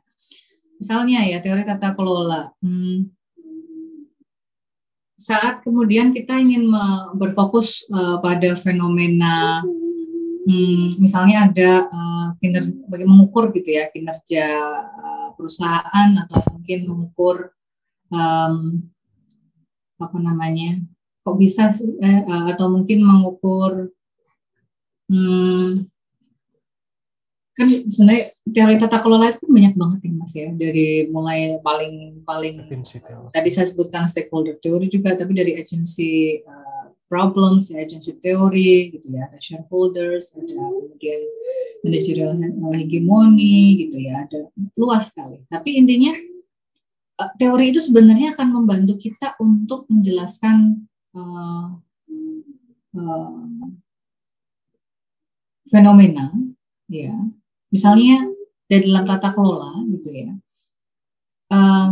entitas atau organisasi tersebut kan dikonstruk ya, dikonstruk dari berbagai macam elemen gitu ya. Salah satunya ya shareholders gitu ya, kemudian stakeholders gitu kan.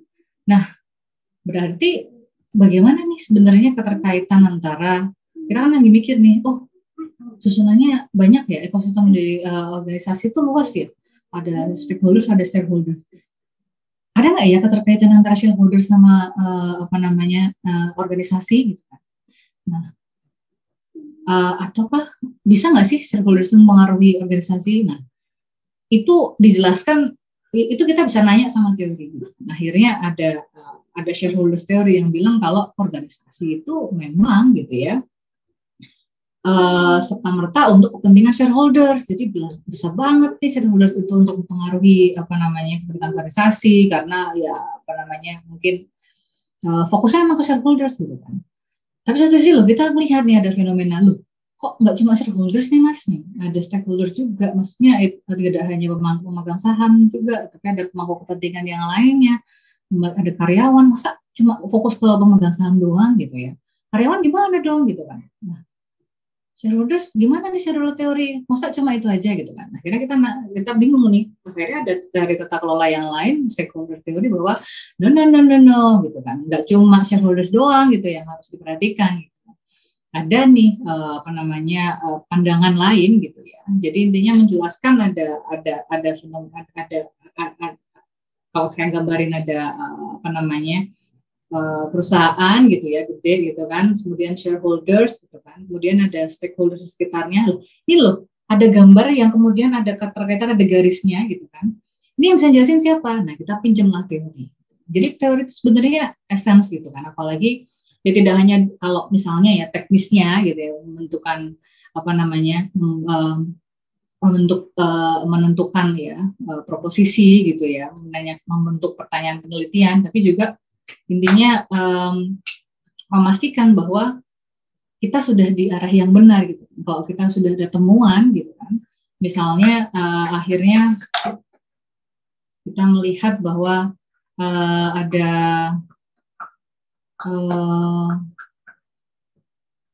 pemangku kepentingan yang tidak difasilitasi gitu. Misalnya harusnya atau mungkin pemegang saham minoritas gitu. Katanya di shareholders itu pemegang saham harus ini di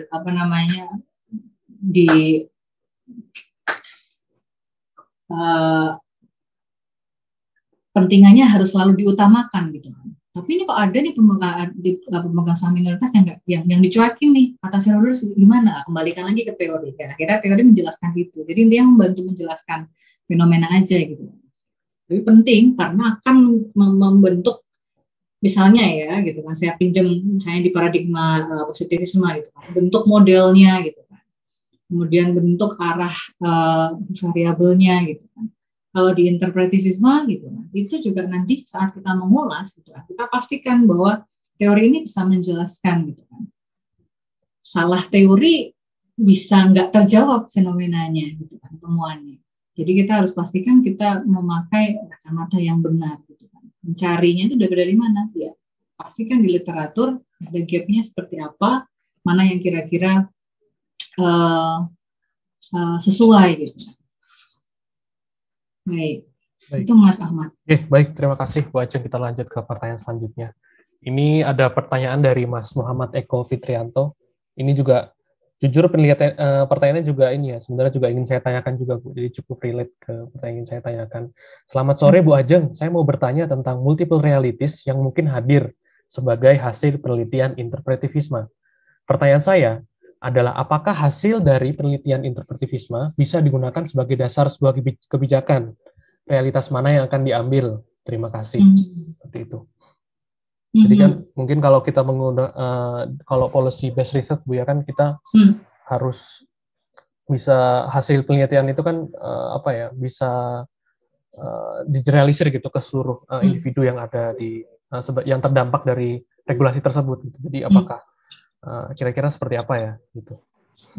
Apakah bisa nih kemudian kita pakai interpretivisme untuk gitu. Menjawab permasalahan, atau mungkin ya ibarat ada masalah, ada fenomena, ada isu, ada masalah gitu kan, kita coba riset gitu kan, ya, kita cari solusinya gitu kan, apakah bisa pakai kacamata ini gitu ya, pakai pendekatan paradigma. Tentu saja gitu ya, langsung deng-deng gitu ya. Tentu saja gitu ya.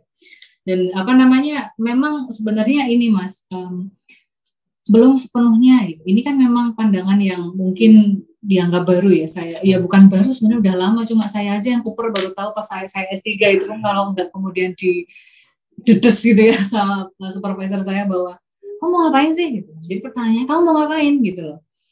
Jadi kalau memang gitu kan, ini saya juga melihat dari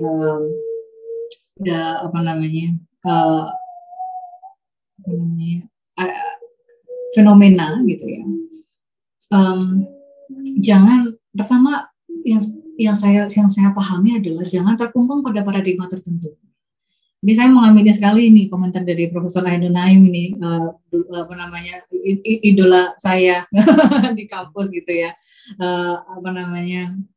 Beliau juga menyampaikan bahwa memang tidak ada satu pendekatan yang paling best fits for all gitu ya. Ya kayak corporate governance yang nggak ada yang one size fits all gitu kan, yang nggak ada yang paling cocok.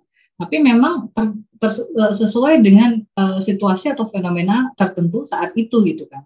Matur nuwun sangat Prof. Ainun gitu sudah memberikan masukannya dan tanggapannya, dan saya sangat sepakat juga gitu kan, bagaimana misalnya saat itu kita lagi mau ada isu apa gitu Mas, dan yang paling tepat apa, misalnya gini, mohon saya dikoreksi ya mungkin dari Bapak Ibu, dari guru-guru saya yang hadir di sini. Misalnya saya ingin mengevaluasi dampak bantuan langsung tunai gitu ya, tepat sasaran atau mungkin manfaat dari BLT gitu kan, atau mungkin apakah akan dilanjutkan atau tidak gitu ya BLT ini. Nah, mungkin pendekatan interpretatifisme tidak terlalu populer di kalangan pengambil kebijakan gitu ya, karena mana angkanya gitu ya. Jadi intinya mana justifikasinya gitu kan. Saya pribadi sebenarnya misalnya meminta angka pun gitu ya, itu sebenarnya bisa kemudian kita membuat konstruk yang mendekati gitu ya, meskipun tidak 100% bisa merepresentasi gitu ya, interaksi atau mungkin ya nilai tadi gitu ya. Siapa sih yang bisa mengukur sebuah nilai, kecuali kita mencoba doing our best untuk mengukurnya gitu ya. Kayak misalnya nilai menggambar, dulu Mas Ahmad nilai menggambarnya berapa? 80 itu apa sih maknanya gitu ya? Atau mungkin nilai itu tadi menggambar. Menggambar itu kan apalagi menggambar ya gitu kan.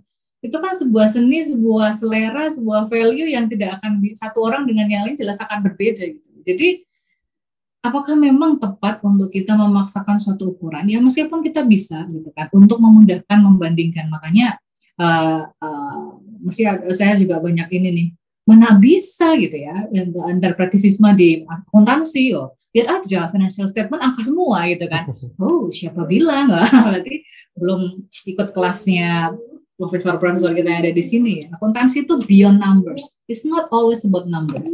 Kalau memang melihat akuntansi hanya melihat dari angka gitu ya, laporan keuangan, debit kredit gitu kan, wah ngajinya kurang ada gitu ya. Maksudnya dulu kuliah akuntansinya mesti ini belum banyak diskusi gitu kan. Sebenarnya what's beyond number. Jadi itu maksudnya ada konstruk di mana bisa kita pakai tapi tidak sepenuhnya merepresentasi, tergantung fenomena apa yang kita mau ukur. Jika persepsi misalnya keberterimaan sebuah program pemerintah gitu kan, atau tidak melanjutkan polisi tertentu, ya harusnya ada jika mungkin belum bisa menerima gitu ya, mungkin bisa melakukan mixed message itu tadi gitu ya. Intinya bisa juga melakukan interview, tanya gitu kan, apa sih sebenarnya manfaat gitu kan, penerima BLT misalnya tadi, nilai manfaat atau peningkatan manfaat apa yang Anda peroleh. Ya mungkin bahasanya nggak so tinggi itu ya, tapi intinya Bapak Ibu gitu ya, kemarin dapat BLT berapa, menurut Bapak Ibu seperti apa, ya, itu bahasa penelitian itu harus dibuat sangat netral. Oh iya tadi Mas, aku jadi ingat, kalau menjaga ya, jadi kan kelemahannya memang bias ya, gitu ya, bias untuk subjek tuh peneliti. Kuncinya di instrumen, kunci banget. Gitu. Intinya tidak masalah gitu ya, Anda mau menjawab fenomena, mau itu policy related gitu kan, ataupun riset kita sehari-hari gitu ya, yang ya tentu saja semuanya akan berdampak, memberikan kontribusi, tapi mungkin tidak kemudian serta-merta ke dampak strategis yang harus diambil oleh pengambil kebijakan. Tapi intinya pastikan gitu ya, instrumennya juga harus handal gitu kan. Jadi saya sampaikan tadi, kalau ngomongin misalnya instrumennya salah satunya loh Mas, nggak boleh hanya rely on one instrument. Kuesioner juga nggak boleh misleading questions, nggak boleh double barrel questions, intinya nggak boleh. Kemudian apakah misalnya ada pertanyaan yang menanyakan misalnya kepuasan tadi tentang BLT gitu kan. Apakah Anda sejauh ini bagaimana tingkat kepuasan Anda misalnya? Bagaimana tingkat kepuasan Anda terhadap program BLT? Gitu kan. Dan itu kan pertanyaannya sudah sangat merujuk ke kepuasan, itu leading questions. Jadi siapa tahu saya nggak puas, siapa tahu saya nggak dapat, siapa tahu dikorupsi gitu kan. Siapa tahu ada banyak siapa tahu itu berarti ada banyak persepsi, ada banyak opini, ada banyak nilai yang ada di situ gitu kan. Nah ini jangan ditutup, makanya tadi saya bilang interview tadi misalnya open questionnaire gitu ya, dan kemudian kuncinya memang di bagaimana kita menyusun membuat instrumen yang handal. Nah terutama ini memang tidak ada paradigma yang kemudian tadi sangat tepat untuk semua gitu ya, meskipun kita sangat sering terpapar semuanya positivisme, semuanya harus dengan angka, grafik, naik turun, tren gitu kan. Saya tidak kemudian menafikan itu, betul itu perlu. Tapi ada satu fenomena gitu yang kita perlu tahu lebih dalam, yang kita kemudian perlu eksplorasi lebih luas gitu kan, terkait suatu program misalnya terkait program pemerintah gitu kan. Jadi apapun itu paradigma, apapun itu termasuk tadi juga metode apapun itu gitu kan. Pisau itu kalau dipegang sama siapapun juga bisa gitu Mas. Tergantung mau motong apa, motong kue, motong buah gitu ya. Bahkan potong ranting juga bisa gitu kan, tapi apakah itu tepat? So that's the essence gitu kan. Jadi intinya pandangan itu menyesuaikan tentang fenomena apa yang mau kita capture, dan kemudian bagaimana nantinya apa sih yang lu mau ngapain sih, apa yang mau kita mau gitu ya, menerima insight apa yang kita mau cari dari fenomena tersebut. Gitu Mas Ahmad. Oke, baik, terima kasih Bu. Baik Bu, ini ada dua pertanyaan yang saya terkait ya Bu. Tadi kan juga di akhir Ibu belum sempat menjelaskan mengenai mixed method. Jadi pertanyaan dari Mbak Hastuti dan Ibu Retno Ika Sundari, mungkin saya coba sintesis pertanyaannya. Jadi pada metode penelitian dengan desain sequential explanatory atau mixed method Ibu ya, sejauh mana metode kualitatif itu dapat digunakan untuk menjelaskan hipotesis yang tidak terdukung. Nah, jadi juga Ibu Dian ya menjelaskan bahwa disertasi Ibu Dian itu menggunakan mixed method. Nah, apakah research question yang digunakan juga terjawab gitu dengan mixed method tersebut? Jika sequential, saya masih bisa memahami. Namun ketika digunakan mixed method, apakah tidak bertabrakan dengan paradigma yang diajukan di awal dan pemilihan research question? Terima kasih. Thank you. Thank you Mas Ahmad. Ya, tadi saya juga agak hati-hati gitu ya dalam memilihnya gitu ya. Jadi kita kembali ke argumen yang Guba Lincoln ya, yang menyampaikan bahwa akhirnya gitu kan di dalam literatur atau dalam menjawab fenomena gitu kan itu akan itu tadi untuk memperoleh hasil yang valid gitu kan, akan kemudian jangan kita menutup pada salah satu paradigma saja, dalam salah satu metode saja gitu kan. Tapi paradigma, kalau saya boleh sampaikan kembali ya, paradigma itu sama gitu ya. Metode yang mungkin kita bisa sering paradigma itu menentukan warna kita. Jadi tadi contoh saya mau mengevaluasi fraud gitu ya. Fraud di BMT. Saya dari awal ini ngomongin fraud ini isu yang sensitif, ini yang kemudian saya harus tahu perspektif dari seluruh stakeholders, saya harus interview mereka semuanya, tapi apa cukup itu hanya interview itu saja? Saya tahu dari awal fenomena ini atau research question saya tentang how come gitu ya mungkin ya, jadi how come ada fraud di lembaga berbasis value gitu di Indonesia dan nilainya juga bombastis gitu ya, yang damage gitu ya, yang benar-benar merugikan seluruh entitas. Jadi ini benar-benar layak lah untuk ditanyakan.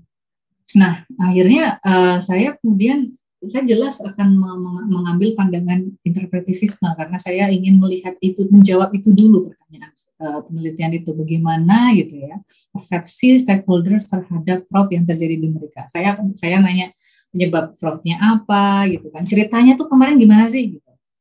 Nah, kalau ceritanya kemarin gimana sih itu kan sangat subjektif gitu kan. Nah, saya untuk memitigasi potensi bias itu tadi, saya juga harus tanya gitu kan ke responden yang lainnya gitu kan. Makanya ada triangulasi gitu kan, sumber gitu ya.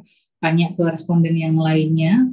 Saya juga mengeksplorasi gitu ya, mengeksplorasi sumber informasi atau data yang lainnya yang semua yang saya bisa gitu.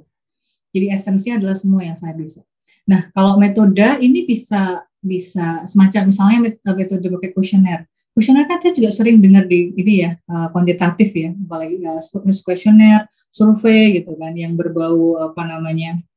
Mengisi gitu kan. Maksudnya misalnya ada skalanya gitu kan. Itu kan sebenarnya metode instrumen kuesioner. Instrumen kuesioner itu digunakan di paradigma apapun gitu. Nah, itu yang kemudian akhirnya blur ya. Dan itu kita pahami dulu nih. Paradigma sama, metode bisa saling minjem gitu ya. Pisaunya adalah pinjam. Boleh dong pakai kuesioner juga gitu kan. Tapi kuesioner saya open kuesioner gitu ya. Bisa menanyakan juga menurut pendapat saudara penyebab fraud kemarin apa gitu kan, salah satunya. Yang itu juga harus disusun dengan baik. Jadi intinya sebenarnya bukan kemudian paradigmanya yang saling digunakan. Saya pakai paradigma interpretisme di saat yang sama pakai positivisme, ya nggak bisa gitu, nggak akan ketemu gitu kan. Nanti kalau di analisis beda tujuannya gitu kan, maksudnya nggak nyambung gitu kan, nanti bahaya. Sama bahayanya kalau kita memakai teori yang bertentangan. Misalnya saya pakai teori shareholders sama stakeholders. Wah, sama-sama ini kok bagian dari perusahaan. Wah, yang satu bilang cuma shareholders doang yang dipeduliin gitu kan. Yang lainnya bilang semuanya, ya itu nggak akan ketemu gitu kan. Termasuk juga nanti banyak di dalam prinsip-prinsip tata kelola, teori corporate governance yang harus hati-hati Esmeralda gitu ya. Hati-hati teman-teman gitu Bapak Ibu sekalian. Pastikan baca gitu ya. Literatur harus kuasai. Jadi makanya sistematik literatur itu penting. Jadi intinya paradigma satu, ya. Teori juga gitu ya. Ke teori sih saya tidak menyarankan gitu tadi lebih dari 2 teori karena takutnya kontradiktif. Tapi metode bisa gitu ya. Pinjem juga metode yang kuesioner misalnya. Kuesionernya dari yang digunakan di paradigma positivisme mungkin sudah dalam bentuk skala Likert misalnya. Persepsi tapi dibentuknya Likert gitu kan 1 sampai 7 gitu kan. Nah, sehingga cenderung lebih menerima atau tidak yang kemudian setuju tidak setuju gitu kan di skala gitu kan. Nah, kalau interpretasi mah pakai kuesioner juga, saya bukan format seperti itu. Nah, jadi bisa ya. Jadi intinya tadi mungkin dipastikan saja bahwa memang gitu ya. Metode saya mau cerita yang mixed method itu tadi. Akhirnya secara ada ekstraksi dokumen sekunder gitu, data sekunder ya, termasuk dari media, coverage media. Jadi liputan saya clipping semua. Saya lakukan dokumentari analisis. Nah, dokumentari analisis itu ada kuantitatif dan kualitatif ya. Jadi yang kuantitatif itu mungkin yang muncul sebagai, ini saya juga lupa menyampaikan tools gitu ya. Kalau di kualitatif saya kemarin pakai N5O gitu ya, pakai juga MaxQDA gitu kan. Jadi saat tadi saya membicarakan tentang triangulasi, kemudian bawahnya saya tadi menyampaikan tentang pengolahan data. Nah itu pastikan itu juga benar gitu ya, untuk menjaga kualitas dari temuan kita. Maksud saya, ya kalau misalnya mengolah interview gitu kan, berarti harus tepat, harus semua teknik dilakukan. Maksudnya member checking, kemudian codingnya gitu kan, kemudian dimasukkan ke sistemnya gitu kan. Nah, kemudian salah satunya saat saya mengekstraksi data itu ya, hasil dari dokumen gitu kan, kemudian hasil dari transkripsi, saya compile semuanya, saya tarik datanya, saya pakai ini konten analisis dua-duanya, baik yang konten analisis dari kuantitatif, jadi berapa sering kata itu muncul gitu ya, tematik gitu kan, sehingga itu mungkin merefleksikan fenomena, menjawab pertanyaan saya. Dan saya juga nggak kemudian menutup mata, yang muncul kata sedih misalnya, bagaimana perasaan Anda? Sedih 100 gitu kan. Kemudian yang atau enggak gini, saya baik-baik aja sih, yang baik-baik aja 100 tapi yang sedih cuma 5. Oh, berarti apa namanya? Stakeholders merasa baik-baik saja setelah fraud. Itu kan juga nggak benar gitu kan. Jadi intinya saya juga melihat dari dua sisi, maknanya apa sih? Satu lagi Mas Ahmad, saya lupa menyampaikan, bahasa. Bahasa itu ya penting, makanya dalam konstruk sosial dalam sebuah fenomena atau realita itu kan tadi ada interaksi ya. Interaksi itu yang saya bilang ada background-nya macam-macam. Orang berpikir seperti ini, membentuk karakter seperti saya. Itu kan juga ada sosioekonomi, ada kultur juga, Mas. Nah, makanya saat akhirnya ada kultur, ada bahasa, ada pola pikir, ada norma gitu kan. Saya mungkin ke bahasa. Saat kita misalnya, ini akan berdampak sangat sangat terlihat saat kita interview. Pemilihan bahasa misalnya saat kita interview, kemudian saya tanyain, misalnya kemudian saya nanya ke responden, bagaimana perasaan Anda terhadap misalnya suatu, terus dia bilang, wah kalau ini jelahi misalnya, wah saya kan bingung, jelahi itu masuk di mana gitu kan, wah kok nyebai banget Mbak lah, itu kan saat saya mentranskripsi, serius Mas, saya mentranskripsi itu 2 bahkan 3 bahasa ya, dari bahasa Jawa dulu ke bahasa Indonesia, dari bahasa Indonesia ke bahasa Inggris ya kalau waktu itu tulisan saya disertasi S3, dan itu bisa ada peluang mendistorsi nilai, karena kita ngomongin nilai, kita ngomongin interaksi itu tadi, kita membicarakan insight, kita membicarakan apa sih sebenarnya yang mau disampaikan. Nah, bagaimana cara kita mendefinisikan jelai ini tadi, gitu kan? Jelai itu kan kalau, nah yang paham ini kan mungkin saya gitu ya, maksudnya dengan latar belakang yang sama dengan responden gitu kan. Lain halnya misalnya yang interview tidak memiliki background yang serupa gitu ya. Jadi makanya memang background peneliti itu penting karena ya satu sisi bisa mempengaruhi subjektivitas dari temuan. Ya this is what ini ekspektasi, ini persepsi saya, persepsi penelitian saya terhadap business question saya, temuan saya seperti ini. Makanya tadi kelemahannya adalah kalau misalnya Mas Ahmad pakai pendekatan saya, itu nanti jadi pendekatannya Mas Ahmad. Tapi bukan berarti itu nggak valid, bukan berarti itu tidak bisa dijadikan landasan temuan. Itu memperkaya gitu ya, bahwa sebenarnya ada banyak tafsir kalau kita pakai nanti hermeneutika ya, nanti mungkin kamu mendatang bahwa itu ternyata maknanya bisa luas banget gitu loh. Maksudnya kalau memang peneliti bisa mengcapture makna itu, well that's good. Karena kadang itu bermakna spesifik gitu ya. Wah saya pokoknya kapok misalnya, kalau kapok kan ini semuanya gitu ya. Tapi kok saya bener-bener misalnya saya mencari jargon yang sangat spesifik ya. Jadi kalau kita nggak berhasil menangkap itu, kita miss gitu kan, miss temuan bahwa ini sebenarnya missnya tuh mungkin berdampak ada range-nya ya, mungkin ya takutnya maknanya sebenarnya menolak, tapi kita kemudian menyampaikan bahwa oh baik-baik saja gitu kan. Nah itu kan sangat berbahaya. Jadi itu Mas bahasa. Jadi kita pastikan kita itu. Waduh. Berapa pertanyaan aja, berapa menit ya Mas? Sorry Baik, Mas. terima kasih banyak Bu Ajeng tadi atas penjelasannya. Tadi Pak Fogi mungkin ada yang ditambahkan sedikit Pak, sebelum kita mengakhiri diskusi pada hari ini.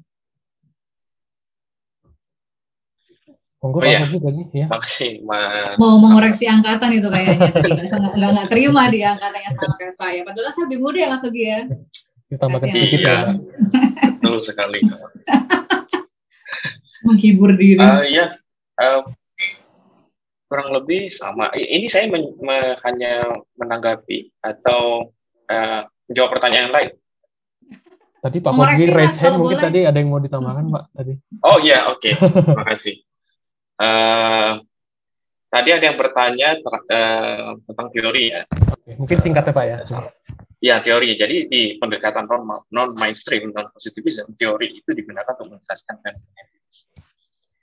Jadi satu teori menjelaskan fenomena empiris dan sangat wajar kalau misalnya satu teori ini tidak mampu menjelaskan. Itu memang sangat wajar karena tidak ada teori yang sempurna. Dan saya juga mengutip tadi pernyataan Pak Ainun, guru saya juga, yang sangat bagus sekali dan bijak bahwa memang tidak ada, jangankan teori, paradigma saja tidak ada satu yang sempurna. Jadi saya setuju maksud implisit dari Pak Ainun bahwa paradigma ini harusnya saling merangkul, tidak saling saling mengkritik wajar tapi tidak saling menjatuhkan, saling melengkapi. Lalu tentang apa namanya tadi kalau nggak salah ada pertanyaan tentang bagaimana menggunakan pendekatan kualitatif dalam mixed method ya, kalau nggak salah gitu. Nah itu memang kalau dilihat penelitian mixed method, pengalaman saya sendiri sebagian besar itu logikanya positivism. Dia kembangkan hipotesis dulu beraliran falsifikasi ya, mengembangkan hipotesis dari argumen penelitian sebelumnya, dari teori sebelumnya, lalu diuji, diuji secara empiris. Nah itu juga yang membedakan antara peran teori di penelitian positivism dan non-positivism. Dari positivism dia mencoba mendukung atau tidak terdukung mungkin teorinya dengan memformulasikan hipotesis, tapi kalau yang non-positif bisa menjelaskan empiris. Nah, kaitannya dengan mixed method tadi, ya sebagian besar penelitian mixed method itu yang saya lihat logikanya awalnya positivism. Jadi dia memformulasikan hipotesis. Nah, lalu bagaimana dia menggunakan pendekatan kualitatif untuk mendukung hipotesis ini. Nah, itu sebagian besar. Tapi apakah penelitian mixed method itu pasti menggunakan logika positivism? Belum tentu. Nah, ini juga saya pernah diskusi dengan salah satu editornya FAM, Financial Accountability and Management, yang juga penguji saya waktu itu, S3. Namanya Eliana Stekolini. Ya, jadi kami berdiskusi dan dia juga membuktikan bahwa tidak hanya penelitian mixed method tidak hanya berasal dari pendekatan positivism, non-positivism bisa. Dan saya bisa kasih contoh satu paper yang sangat bagus, yang mana kesimpulannya ditarik berdasarkan pendekatan interpretif, walaupun logikanya adalah logika positivism. Nah itu namanya papernya penulisnya Model and Lee tahun 2001. Itu terbit di Financial Accountability Management. Kalau mau lihat bagaimana logika mixed method yang lebih terinspirasi oleh pendekatan interpretif, itu lihat penelitian itu bagus sekali. Swan Model dan Lee. Hipotesisnya hampir semua tidak terbukti, tapi dia menarik kesimpulan berdasarkan wajar. Nah, begitu Mas, kurang lebih saya tambahan sedikit. Terima kasih banyak Pak Fogi atas tambahannya tadi mengenai mixed method. Mohon maaf kepada seluruh hadirin yang masih belum terjawab ya pertanyaannya. Saya mohon maaf sekali karena memang waktu tidak mengizinkan kita untuk bisa lebih panjang lagi. Baik. Terima kasih banyak Bu Dian Kartika Rahajeng atas materinya. Mas Ahmad. Sangat luar biasa. Menyampaikan satu hal. Oke, silakan Pak. Jangan lupa belajar baca. Dan kalau Anda bingung, keep on doing it gitu ya. Jangan sampai jawablah kebingungan Anda, terus belajar. Semangat. Makasih Mas Ahmad. Sama-sama Bu Ajen. Saya juga mengucapkan terima kasih kepada seluruh hadirin sekalian yang sudah sangat antusias ya dalam diskusi pada hari ini. Saya mohon maaf sekali kalau ada kata-kata yang salah. Sampai ketemu lagi minggu depan dalam webinar sesi selanjutnya tentang fenomenologi. Nanti kita akan membahas paradigma penelitian selanjutnya.